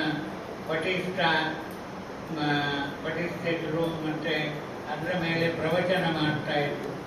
ಅದನ್ನು ಕೇಳಿ ನನಗೆ ಸಿಗ್ಗಾಯಿತು, ಅಂದರೆ ನನಗೆ ನಾಚಿಕೆ ಆಯಿತು. ನಾನು ಬ್ರಾಹ್ಮಣ ಕುಲದಲ್ಲಿ ಹುಟ್ಟಿ, ಭಾರತದಲ್ಲಿ ಹುಟ್ಟಿ, ಅದು ಮಧ್ವ ಸನ್ನಿಧಾನದಲ್ಲಿ ಹುಟ್ಟಿ, ನನಗೆ ನಾನು ಮೂರು ಸಲ ಗಾಯತ್ರಿ ಜಪ ಮಾಡ್ತಾ ಇದ್ದೆ, ಮತ್ತು ವಿಷ್ಣು ಸಹಸ್ರನಾಮವನ್ನು ಹೇಳ್ತಾ ಇದ್ದೆ. ಆದರೆ ಈ ಭಗವದ್ಗೀತೆಯ ಕೆಲವು ಶ್ಲೋಕ ಮಾತ್ರ ಬರ್ತಿತ್ತು, ಆದರೆ ಅದು ಕಂಠಸ್ಥ ಮಾಡಿದ್ದು, ಅನುಭವ ಇಲ್ಲ. ಅದನ್ನು ಕೇಳಿ ನನಗೆ ಮೊದಲು ನನಗೆ ಆಶ್ಚರ್ಯ ಆಯಿತು, ಮತ್ತು ಈರ್ಷ್ಯೆ ಕೂಡ ಆಯಿತು. ನನಗಿಂತ ಈ ವಿದೇಶಿಯವರು ಮೇಲು ಅಂದಿಲ್ಲ. ಆದರೆ ವಿದೇಶಿಯವರನ್ನು ಅವರಿಗೆ ಸರಿಯಾಗಿ ನಾವು ಕೇಳಿದ ಮಾತು ಅವರಿಗೆ ಸರಿಯಾಗಿ ಟಿಕೆಟ್ ಹೊಳೆಯಲಿಕ್ಕೆ ಬರುವುದಿಲ್ಲ. ಅವರು ಪೇಪರ್ ಅದು ಇದು ಯೂಸ್ ಮಾಡ್ತಾರೆ. ಅಂಥವರನ್ನು ಈ ಆ, ಕೃಷ್ಣ ಭಕ್ತರನ್ನಾಗಿ ಮಾಡಿದ್ದ ಗುರುಗಳು ಯಾವ ರೀತಿಯಲ್ಲಿ ಇರ್ಬೋದು ಅಂತ ಒಂದು ಕುತೂಹಲ ನನ್ನ ಹತ್ರ ಬಂತು. ಅದೇ ಸಾಯಂಕಾಲ ಪ್ರತಿ ದಿವಸ ಪ್ರಭುಪಾದರು ಪ್ರವಚನ ಮಾಡ್ತಾ ಇದ್ರು ಆ ಕ್ರಾಸ್ ಮೈದಾನ ಪಂಡಾಲ. ಆವಾಗ ಪ್ರತಿ ದಿವಸ ನಾನು ಅವರ ಪ್ರವಚನ ಕೇಳ್ತಾ ಇದ್ದೆ. ಆ ಪ್ರವಚನವನ್ನು ಕೇಳಿದೆ. ಆವಾಗ ನಾನು ನಿನ್ನೆ ಹೇಳ್ತೇನೆ, ನನ್ನ ಮನೆಯಲ್ಲಿ ನಮ್ಮ ಮನೆಯಲ್ಲಿ ಪೂರ ಕ್ರಿಕೆಟ್ ಟೀಮ್ ಇತ್ತು. ಅಂದರೆ ನಮಗೆ ನಾವು 9 ಮಂದಿ ಅಣ್ಣ ತಮ್ಮ ತಂಗಿಯರು, ಎಲ್ಲರಿಗಿಂತ ದೊಡ್ಡವನು ನಾನೇ. ನಾನು ಹರೇ ಕೃಷ್ಣ ಸೇರಿದವಾಗ ನನ್ನ ತಂದೆಯವರು ಹೇಳಿದರು, ನಮ್ಮಲ್ಲಿ ಒಂದು ಗಾದೆ ಇದೆ, ಗೊತ್ತಿರ್ಬೋದು ನಿಮಗೆ, ಹಿರಿಯಪ್ಪನ ಚಾಳಿ ಮನೆ ಮಂದಿಗೆಲ್ಲ ಅಂತ. ಅಂದರೆ ದೊಡ್ಡವರು ಏನು ಮಾಡ್ತಾರೆ, ಬಾಕಿಯವರು ಸಣ್ಣವರು ಕೂಡ ಅದನ್ನೇ ಇದು ಮಾಡ್ತಾರೆ. ಆಗ ನಾನು ನಮ್ಮ ತಂದೆಯವರಿಗೆ ಪತ್ರ ಮೂಲಕ ಹೇಳಿದ್ದೆ ಕಿ ಎಲ್ಲರಿಗೂ ಭಾಗ್ಯ ಇಲ್ಲ ಭಕ್ತರಾಗುವ ಚಾನ್ಸು. ನಮ್ಮ ಫ್ಯಾಮಿಲಿಯಲ್ಲಿ ನಾನೊಬ್ಬನೇ ಹಿರೇ ಮಗ ಆದರೂ ಕೂಡ ನಾನೇ ಒಬ್ಬನೇ ಭಕ್ತ ಆದೆ. ಬಾಕಿಯವರಿಗೆ ಇನ್ನು ಎಷ್ಟು ಜನ್ಮ ತೆಗಿಬೇಕು ಗೊತ್ತಿಲ್ಲ. ಪ್ರಭುಪಾದರು ಅಂದರೆ ಆ ರೀತಿಯಲ್ಲಿ ನೋಡಿದರೆ ನೀವೆಲ್ಲ ಭಾಗ್ಯವಂತರು. ನೀವೆಲ್ಲ ಯಾವುದೋ ಒಂದು ರೀತಿಯಿಂದ ಕೃಷ್ಣನಿಗೆ ಆಕರ್ಷಿತರಾಗಿದ್ದೀರ. ಮತ್ತು ಆ ಒಂದು ವಾರದ ನಾನು ಒಂದು ನಿಶ್ಚಯಕ್ಕೆ ಬಂದೆ ನಾನು ಕೂಡ ನನ್ನ ಉದ್ಯೋಗ ರಿಸೈನ್ ಮಾಡಿ ನಾನು ಇದಕ್ಕೆ ಸೇರ್ತೇನೆ ಅಂತ. ಆಗ ನನಗೆ ಕೃಷ್ಣ ಮಹಾರಾಜ್, ಆವಾಗ ಮಹಾರಾಜ್ ಆಗಿರಲಿಲ್ಲ, ಅವರು ಗೃಹಸ್ಥ ಆಗಿದ್ರು. ಕೃಷ್ಣ ಅವರ ಹೆಂಡತಿ ಮಾದ್ರಿ ಮತ್ತು ಗಿರಿರಾಜ್ ಆವಾಗ ಬ್ರಹ್ಮಚಾರಿ ಆಗಿದ್ರು.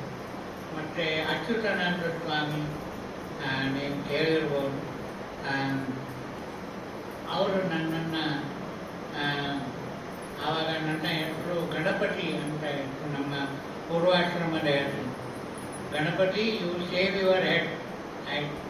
ಆವಾಗ ನಾನು first day last day of the pandal I save my head. ಅಂದರೆ ನಾನು ಆವಾಗ ಏನು ಬಾರ್ಬರ್ ಇದ್ದಾನಲ್ಲ, ಅವನಿಗೆ ಏನು ಹೇಳ್ತಾರೆ, ಕ್ಷೌರಿಕ. ಅವನು ಈ ಟೈಮ್ನಲ್ಲಿ ಇದ್ದಾಗ ಈ ಸೊಫೆಸ್ಟಿಕೇಟೆಡ್ ಬ್ಲೇಡ್ ಎಲ್ಲ ಇರಲಿಲ್ಲ. ಆವಾಗ ಆ ಚರ್ಮದ ಮೇಲೆ ಮತ್ತು ಆ ಕಲ್ಲಿನ ಮೇಲೆ ಆ ಕೂಪನ್ನು ಹಿಡಿದು ಅವನು ನಾನು ಒಂದು ಪ್ರೀತಿಯಿಂದ ಬೆಳೆಸಿದ ಕೂದಲು ಅದು ಹೋಗ್ತಾ ಇತ್ತು. ಅದರ ಕೈಯಲ್ಲಿ ಹಿಡ್ಕೊಂಡು ನಾನು ಯಾರೋ ಒಂದು ಗಾದೆ ಮಾತು ಕೇಳಿದ್ದೆ ನಾನು, ಗಂಡಸತ್ರ ದುಃಖ ಬೇರೆ, ಬಡ್ಡು ಕೂಪಿನ ಉರಿ ಬೇರೆ ಅಂತ. ಅಂದರೆ ಮೊದಲಿನ ಕಾಲದಲ್ಲಿ ಹೆಂಗಸರು ಗಂಡಸತ್ರ ಆವಾಗ ತಲೆಗೆ ಓದಿಸ್ತಾ ಇದ್ರು. ಆವಾಗ ಆ ಕ್ಷೌರಿಕನ ಕೂಪು ಶಾರ್ಪ್ ಇರಲಿಲ್ಲ. ಗಂಡಸತ್ರ ಅಂತ ಒಂದು ದುಃಖ ಬೇರೆ, ಮತ್ತು ಆ ಶಾರ್ಪ್ ಇಲ್ಲದೆ ಇದ್ರೆ ತಲೆ ಗಾಯ ಆಗ್ತಿತ್ತು, ಕೂದಲು ನೋವು ಆಗ್ತಿತ್ತು. ಆ ಉರಿ ಮತ್ತೊಂದು ಮತ್ತು ಆ ಕೂದಲನ್ನು ಹಿಡ್ಕೊಂಡು ನಾನು ನೋಡ್ತಾ ಇದ್ದೆ. ಇಷ್ಟು ಪ್ರೀತಿಯಿಂದ ಬೆಳೆಸಿದ್ರು ನನ್ನ ಕೊನೆ ಟೈಲ್ ಹೋಯ್ತು ಇವತ್ತು. ಅಂದರೆ ನಾನು ಸೇವ್ ಮಾಡುವಾಗ ಅಳ್ತಾ ಇದ್ದೆ. ಮತ್ತೆ ಆದರೂ ಕಣ್ಣಲ್ಲಿ ನೀರು ಬಂತು, ಅಳೆಯಲಿಲ್ಲ, ಅಂದರೆ ನೀರು ಬಂತು ಬೇದನೆಯಿಂದ. ಮತ್ತು ಭಕ್ತರು ನನ್ನನ್ನು ಸ್ನಾನಗೆಲ್ಲ ಎಲ್ಲ ಮಾಡಿಸಿ ಧೋತಿ ಕುರ್ತ ಮತ್ತು ಕಂಠಿ ಮಾಲ ಹಾಕಿಸಿ ನಾಮವನ್ನು ಎಳೆಸಿ ಮತ್ತು ನನಗೆ ನಾಮ ಎಳಿಬೇಕಾದ್ರೆ ಕನ್ನಡಿ ಬೇಕಲ್ಲ, ನಾನು ಆ ಕನ್ನಡಿಯಲ್ಲಿ ನನ್ನ ಮುಖ ನೋಡ್ತೇನೆ. ನಾನು ಅದೇ ಗಣಪತಿಯ ಮತ್ತು ಬೇರೆ ಯಾರು ಅಂತ ಎಲ್ಲಿಂದಲೋ ಬಂದಿದ್ದೆ ಅಂತ ಒಂದು ಆಶ್ಚರ್ಯ ನನಗೆ ಆಯಿತು. ಮತ್ತು ನಾನು ಪ್ರಭುಪಾದರನ್ನು ಭೇಟಿ ಆಗಲಿಕ್ಕೆ ನನ್ನನ್ನು ಕರೆದುಕೊಂಡು ಈ 3-4 ಜನ ಅಂದರೆ ನಮ್ಮ ಪೂರ ಕಲ್ಕತ್ತಾದ ಟೀಮ್, ಅಂದರೆ ಶ್ಯಾಮ್ ಸುಂದರ್, ಮಾಲತಿ, ಮತ್ತು ನೀವು ಪ್ರಭುಪಾದರ ಒಂದು ಸಣ್ಣ ಹುಡುಗಿ ಸರಸ್ವತಿ ಅಂತ ಕೇಳಿರ್ಬೋದು. ಅವರೆಲ್ಲ ನನ್ನನ್ನು ಕಲ್ಕತ್ತಕ್ಕೆ ಕರ್ಕೊಂಡು ಹೋದರು. ಮತ್ತು ಪ್ರಭುಪಾದರು ನನ್ನ ಫಸ್ಟ್ ಭೇಟಿ, ನಾನು ಅವರ ಹತ್ರ ವರ್ಡ್ ಟು ವರ್ಡ್ ಮಾತಾಡಿದ್ದು. ಅವರು ನನ್ನನ್ನು ಅವರ ರೂಮಿಗೆ, ಅವರ ಕ್ವಾರ್ಟರ್ಸ್ಗೆ ನನ್ನನ್ನು ಕರ್ಕೊಂಡು ಹೋದರು, ನನ್ನನ್ನು ಇಂಟ್ರೊಡ್ಯೂಸ್ ಮಾಡಿದರು. ಇವರು ಉಡುಪಿಯಿಂದ ಬಂದಿದ್ದಾರೆ, ಜಾಯ್ನ್ ಆಗಿದ್ದಾರೆ, ಮಧ್ವ ಸಂಪ್ರದಾಯದವರು. ಹೀಗೆ ಆವಾಗ ಪ್ರಭುಪಾದರು ನನಗೆ ಹೇಳಿದರು, you are in the right direction. We are also from Brahma Madhva Gaudiya Vaishnava Sampradaya. So you have decided, no, don't give up. ಈ ಮೊದಲ ಮಾತುಗಳು. ಮತ್ತು ಪ್ರಭುಪಾದರಿಗೆ ಭಾಳ ಖುಷಿಯಾಗಿತ್ತು. ಅವರು ಪ್ರಭುಪಾದರು ಭಾಳ ಅವರ ನೆಗೆ ಆಡಿದರು. ಪ್ರಭುಪಾದರು ನೆಗೆ ಆಡುವಾಗ ಅವರ 32 ಹಲ್ಲುಗಳು ಬಾಯಿಗೆ ಬರ್ತವೆ. ಅಂದರೆ ಈ ರಿಸೆಪ್ಷನಿಸ್ಟ್ನ ರಬ್ಬರಿ ಸ್ಮೈಲ್ ಅಲ್ಲ. ಅಂದರೆ ನಾವು ಆವಾಗ ಎಲ್ಲರೂ ನಾವು ಶಿಷ್ಯರು, ಪ್ರಭುಪಾದರ ಶಿಷ್ಯರು ಹೇಳ್ತಿದ್ವಿ ಆ ಟೈಮ್ನಲ್ಲಿ. ಪ್ರಭುಪಾದರ ಒಂದು ನಗೆ $1 ಬಿಲಿಯನ್ ಸ್ಮೈಲ್ ಅಂತ. ಆ ಒಂದು ನಗೆ $1 ಬಿಲಿಯನ್ ಸ್ಮೈಲ್.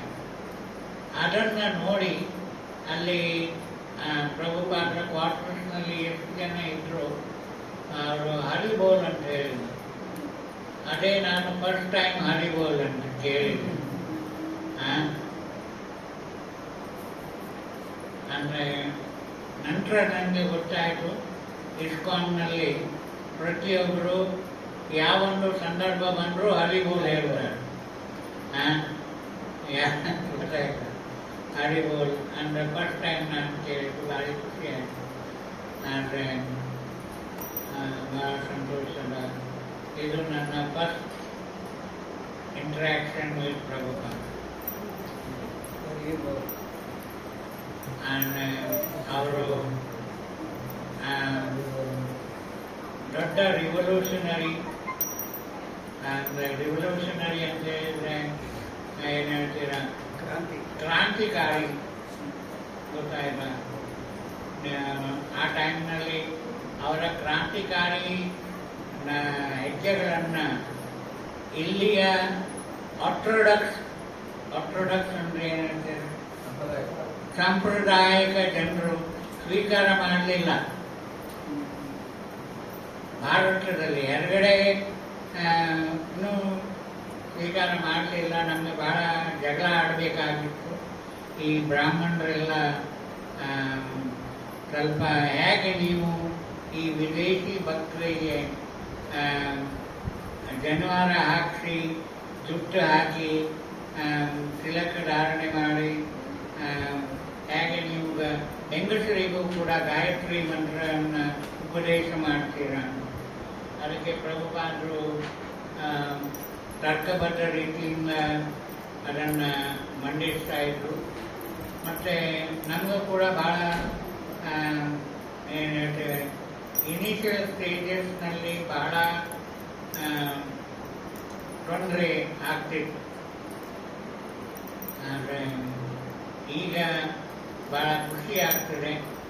ಯಾಕಂದರೆ ಮೊನ್ನೆ 2 ವರ್ಷ ಹಿಂದೆ ನಾನು ಹೈದರಾಬಾದಿಗೆ ಹೋದಾಗ ಪ್ರಭುಪಾದರ ವ್ಯಾಸ ಪೂಜೆಯಲ್ಲಿ ಪ್ರಭುಪಾದರಿಗೆ ಹೇಳಿದೆ, ಪ್ರಭುಪಾದರೆ ನೀವು ಯಾವಾಗ ವಿದೇಶಿ ಭಕ್ತರನ್ನು ತೆಕ್ಕೊಂಡು ಭಾರತಕ್ಕೆ ಬಂದರೂ ಆವಾಗ ನೀವು ಬಿಳಿ ಆನೆಗಳನ್ನು ಹರಿನಾಮದ ಮೇಲೆ ಕುಂಡಿಸ್ತಾ ಇದ್ದೀರಿ ಅಂತ. ಈಗ ನಿಮ್ಮ ಶಿಷ್ಯರು ಈ ಕಪ್ಪು ಆನೆಗಳನ್ನು ಕೂಡ ಹರಿನಾಮದ ದಾಟಿಯಲ್ಲಿ ಅವರನ್ನು ಕುಣಿಸ್ತಾ ಇದ್ದಾರೆ ಅಂತ. ಅರ್ಥ ಆಯ್ತಾ ನಾನು ಏನು ಹೇಳ್ತಾ ಇದ್ದೀನಿ? ಇವಾಗ ಪ್ರಭುಪಾದರ ಶಿಷ್ಯರ ಕೃಪೆಯಿಂದ ಭಾರತದಲ್ಲಿ ಮತ್ತು ಏಷ್ಯಾ ಖಂಡದಲ್ಲಿ ಅಲ್ಲಲ್ಲಿ ದೇವಸ್ಥಾನಗಳಾಗಿದ್ದಾರೆ. ಇವಾಗ ನಾವೆಲ್ಲರೂ ಭಾರತೀಯರು. ಕರ್ನಾಟಕದಲ್ಲಿ ಕೂಡ ನಾವೆಲ್ಲ, ನಾನು ಪ್ರಭುಪಾದರು ಹೇಳಿದ ಹಾಗೆ ಈ ಕಪ್ಪು ಆನೆಗಳು ಅಂದರೆ ನಾವೆಲ್ಲ ಕಪ್ಪಿದ್ದವರು. ನಾವು ಇವಾಗ ನಿಮ್ಮ ಶಿಷ್ಯರ ಇದರ ಮೇಲೆ ಕುಣಿತಾ ಇದ್ದೇವೆ ಹರಿನಾಮದಲ್ಲಿ. ಹರೇ ಕೃಷ್ಣ. ಇದೇ ನನ್ನ ಮೊಟ್ಟ ಮೊದಲ ಇನ್ಸಿಡೆಂಟ್. ಹರೇ ಕೃಷ್ಣ. ತುಂಬಾ ಇನ್ಸ್ಪೈರಿಂಗ್ ಇತ್ತು ಪ್ರಭುಜಿ. ತುಂಬಾ ಧನ್ಯವಾದಗಳು. ಹರಿ ಹರಿ. ಹರೇ ಕೃಷ್ಣ. ಮತ್ತೆ ಬೇರೆ ಯಾರು ಇದೆಯಾ? ಇಲ್ಲ. ಹರೇ ಕೃಷ್ಣ. ಇಷ್ಟೊತ್ತು ನಮಗೆ ನಮ್ಮ ಗುರುದೇವ ಪ್ರಭುಜಿ ಅವರು ತುಂಬಾ ಚೆನ್ನಾಗಿ ಅರ್ಥಗರ್ಭಿತವಾಗಿ ನಮಗೆ ಏನು ನಾವು ಜೀವನದಲ್ಲಿ ನಾವು ಯಾವ್ಯಾವ ರೀತಿಯಲ್ಲಿ ನಮ್ಮ ಅನುಕೂಲಕ್ಕೆ ತಕ್ಕ ಹಾಗೆ ನಾವು ಅಳವಡಿಸ್ಕೊಳ್ತೀವಿ ಅಂತ ಎಲ್ಲದನ್ನು ತಿಳಿಸ್ಕೊಟ್ರು. ನಾವು ಅದನ್ನು ಬಿಟ್ಟು ನಾವು ಭಕ್ತಿ ಮಾರ್ಗದ ಎಡೆಗೆ ಮತ್ತು ನಾವು ಯಾವ ಸೇವೆ, ಭಗವಂತನ ಸೇವೆ ಯಾವತ್ತೂ ನಾವು ಲೀಸ್ಟ್ ಇಟ್ಕೊಂಡ್ ಬರಬಾರ್ದು ಅನ್ನೋದನ್ನು ಒಂದು ಬಹಳ ಒಳ್ಳೆ ಹೇಳ್ಕೊಟ್ಟಿದ್ದಾರೆ. ಯಾವತ್ತೂ ಇಷ್ಟದ ಲೀಸ್ಟ್ ಇಟ್ಕೊಂಡ್ ಬರ್ತೀವಿ. ನಮಗೆ ಕಾರ್ ಬೇಕು, ಬಂಗ್ಲೆ ಬೇಕು, ಮನೆ ಬೇಕು, ಹೆಂಡತಿ ಬೇಕು, ಮಕ್ಕಳು ಬೇಕು, ಅದು ಬೇಕು ಅಂತ ಲೀಸ್ಟ್ ಇಟ್ಕೊಂಡ್ ಬರ್ತೀವಿ. ಭಕ್ತಿ ಸೇವೆ ಅನ್ನೋದನ್ನ ನಾವು ಭಗವಂತನ ಸೈಡ್ ಲೈನ್ ಅಲ್ಲಿ ನಾವು ಒಬ್ರು ಆಗ್ಬೇಕು ಅನ್ನೋದನ್ನ ನಾವು ಪ್ರಯತ್ನ ಪಡಬೇಕು ಅಂತ ತುಂಬಾ ಚೆನ್ನಾಗಿ ತಿಳಿಸ್ಕೊಟ್ಟಿದ್ದಾರೆ. ಅದರಲ್ಲಿ ನಾವು ಒಬ್ರು ಆಗೋಣ ಅಂತಂದು ನಾವು ಅವರಿಗೆ ಒಂದ್ಸರಿ ಪಂಚಾಯತ್ ಮಂತ್ರ ಹೇಳಿ, ಹರೇ ಕೃಷ್ಣ ಮಂತ್ರ ಹೇಳಿ ಅವರಿಗೆ ನಾವು ಅಭಿನಂದನೆ ಸಲ್ಲಿಸೋಣ. ಜೈ ಶ್ರೀ ಕೃಷ್ಣ ಚೈತನ್ಯ ಪ್ರಭು ನಿತ್ಯಾನಂದ ಶ್ರೀ ಅದ್ವೈತ ಗದಾಧರ ಶ್ರೀವಾಸಾದಿ ಗೌರಭಕ್ತವೃಂದ. ಹರೇ ಕೃಷ್ಣ ಕೃಷ್ಣ ಕೃಷ್ಣ ಹರೇ ಹರೇ, ಹರೇ ರಾಮ ರಾಮ ರಾಮ ಹರೇ ಹರೇ. ಹಾಗೂ ಅವರಿಗೆ ನಮ್ಮ ಚಿತ್ರದುರ್ಗ ಐಸ್ಕಾರ್ ವತಿಯಿಂದ ಒಂದು ಚಿಕ್ಕ ಕಿರುಕಾಣಿಕೆಯನ್ನು ಅರ್ಪಿಸುತ್ತೇವೆ. ಹರೇ ಕೃಷ್ಣ.